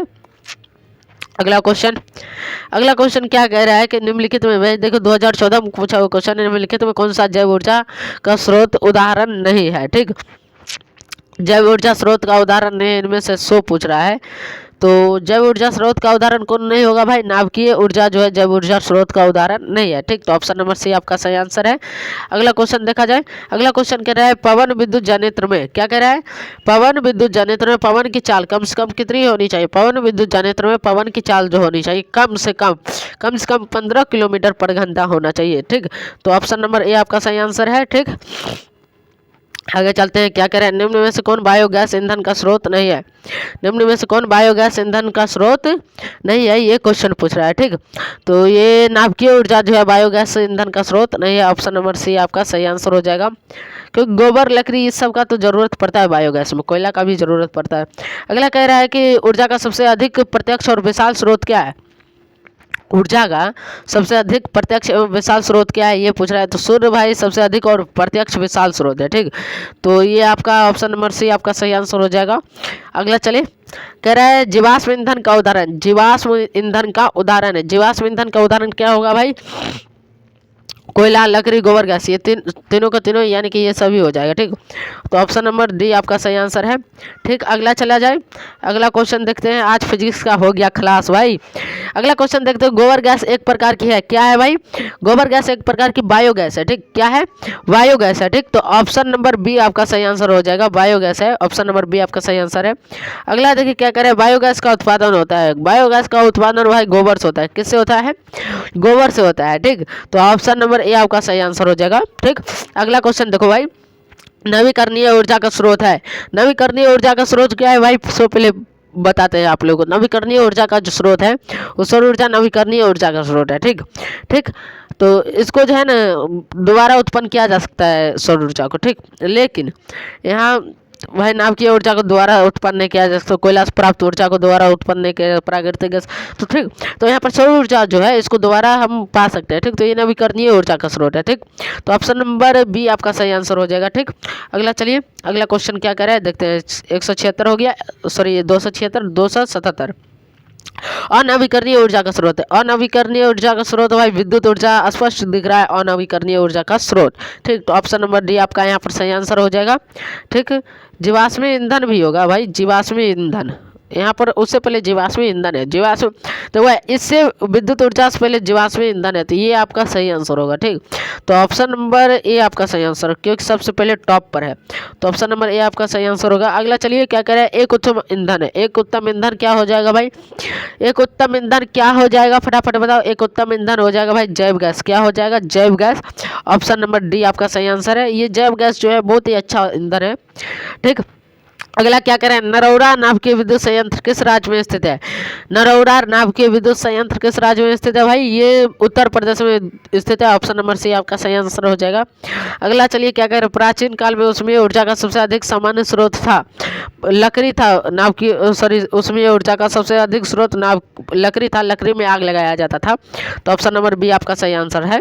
आगे बढ़ रहा जाए, कह रहा है जीवाश्मी ईंधन ऊर्जा के कौन सा स्रोत है, जीवाश्मी ईंधन ऊर्जा के कौन सा स्रोत है, मतलब जीवाश्म ईंधन जो है ऊर्जा के कौन सा स्रोत है, ये क्वेश्चन पूछ रहा है। ठीक, तो ये ऊर्जा का अनवीकरणीय स्रोत है, क्योंकि जीवाश्म ईंधन खत्म हो सकता है। ठीक, तो ये आपका जीवाश्म ईंधन को दोबारा उत्पन्न भी नहीं कर सकते हैं, तो ऑप्शन नंबर बी आपका सही आंसर है। अगला चलिए, अगला क्या कह रहा है, ये क्वेश्चन कह रहा है जैव गैस एक उत्तम ईंधन है क्योंकि इसमें मीथेन की गैस जो है 75% पाए जाते हैं। कितना? 75% पाए जाते हैं। देखते हैं ऑप्शन में है 75% या फिर नहीं है। ऑप्शन नंबर डी में आप देख सकते हैं भाई, ऑप्शन नंबर डी में आपको 75% दिया हुआ है, ऑप्शन नंबर डी। तो ऑप्शन नंबर डी आपका सही आंसर हो जाएगा। ठीक, अगला बढ़ेंगे। पवनों का देश कहा जाता है भाई, डेनमार्क को पवनों का देश कहा जाता है, ऑप्शन नंबर सी आपका सही आंसर है। अगला चलिए, अगला क्वेश्चन क्या कह रहा है, 1 मेगावाट के पवन ऊर्जा जनित्र के लिए पवन फार्म को लगभग कितने हेक्टेयर भूमि चाहिए? ठीक, तो इसको कितने हेक्टेयर भूमि चाहिए, इसको हेक्टेयर में भूमि मांग रहा है भाई। तो इसको कम से कम प्यारे साथियों 2 हेक्टेयर भूमि चाहिए। कितने? 2 हेक्टेयर। तो ऑप्शन नंबर बी आंसर सही हो जाएगा। ठीक, 1 मिनट रुक जाओ भाई, थोड़ा सा, अब चलो थोड़ा सा हमको भी थोड़ा सा रेस्ट लेने दो भाई। चलो अब चलते हैं, देखते हैं 285 नंबर क्वेश्चन। ठीक, क्या कह रहे हैं, सौर सेल बनाने के लिए किसका उपयोग किया जाता है? सौर सेल बनाने के लिए किसका उपयोग किया जाता है भाई? सिलिकॉन का। किसका?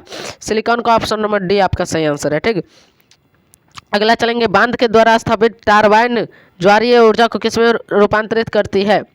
ज्वारीय ऊर्जा को किसमें रूपांतरित करती है भाई? बांध के द्वारा जो स्थापित टारबाइन होता है वो ज्वारीय ऊर्जा को किसमें करता है रूपांतरित? विद्युत ऊर्जा में। ठीक, तो ऑप्शन नंबर बी आपका सही आंसर है। आगे बढ़ेंगे, क्या करें, सूर्य तथा अन्य तारों के विशाल ऊर्जा के स्रोत हैं। सूर्य तथा अन्य तारों के विशाल ऊर्जा के स्रोत क्या है, ये क्वेश्चन पूछ रहा है। तो उनका स्रोत है नाभिकीय संलयन। क्या है? नाभिकीय संलयन। ठीक, तो ऑप्शन नंबर ए आपका सही आंसर है। आगे चलिए, आगे क्या कह रहा है, कह रहा है हाइड्रोजन बम किस पर अभिक्रिया पर आधारित है? हाइड्रोजन बम किस अभिक्रिया पर आधारित है? ठीक, तो ये क्वेश्चन का आंसर क्या हो जाएगा भाई? नाभिकीय संलयन पर। ये भी नाभिकीय संलयन पर आधारित होती है हाइड्रोजन बम। तो ऑप्शन नंबर बी आपका सही आंसर है। आगे चलेंगे, क्या कह रहे हैं, तारापुर नाभिकीय विद्युत संयंत्र किस राज्य में स्थित है? तारापुर नाभिकीय विद्युत संयंत्र किस राज्य में स्थित है भाई? ये महाराष्ट्र में स्थित है, ऑप्शन नंबर ए आपका सही आंसर है।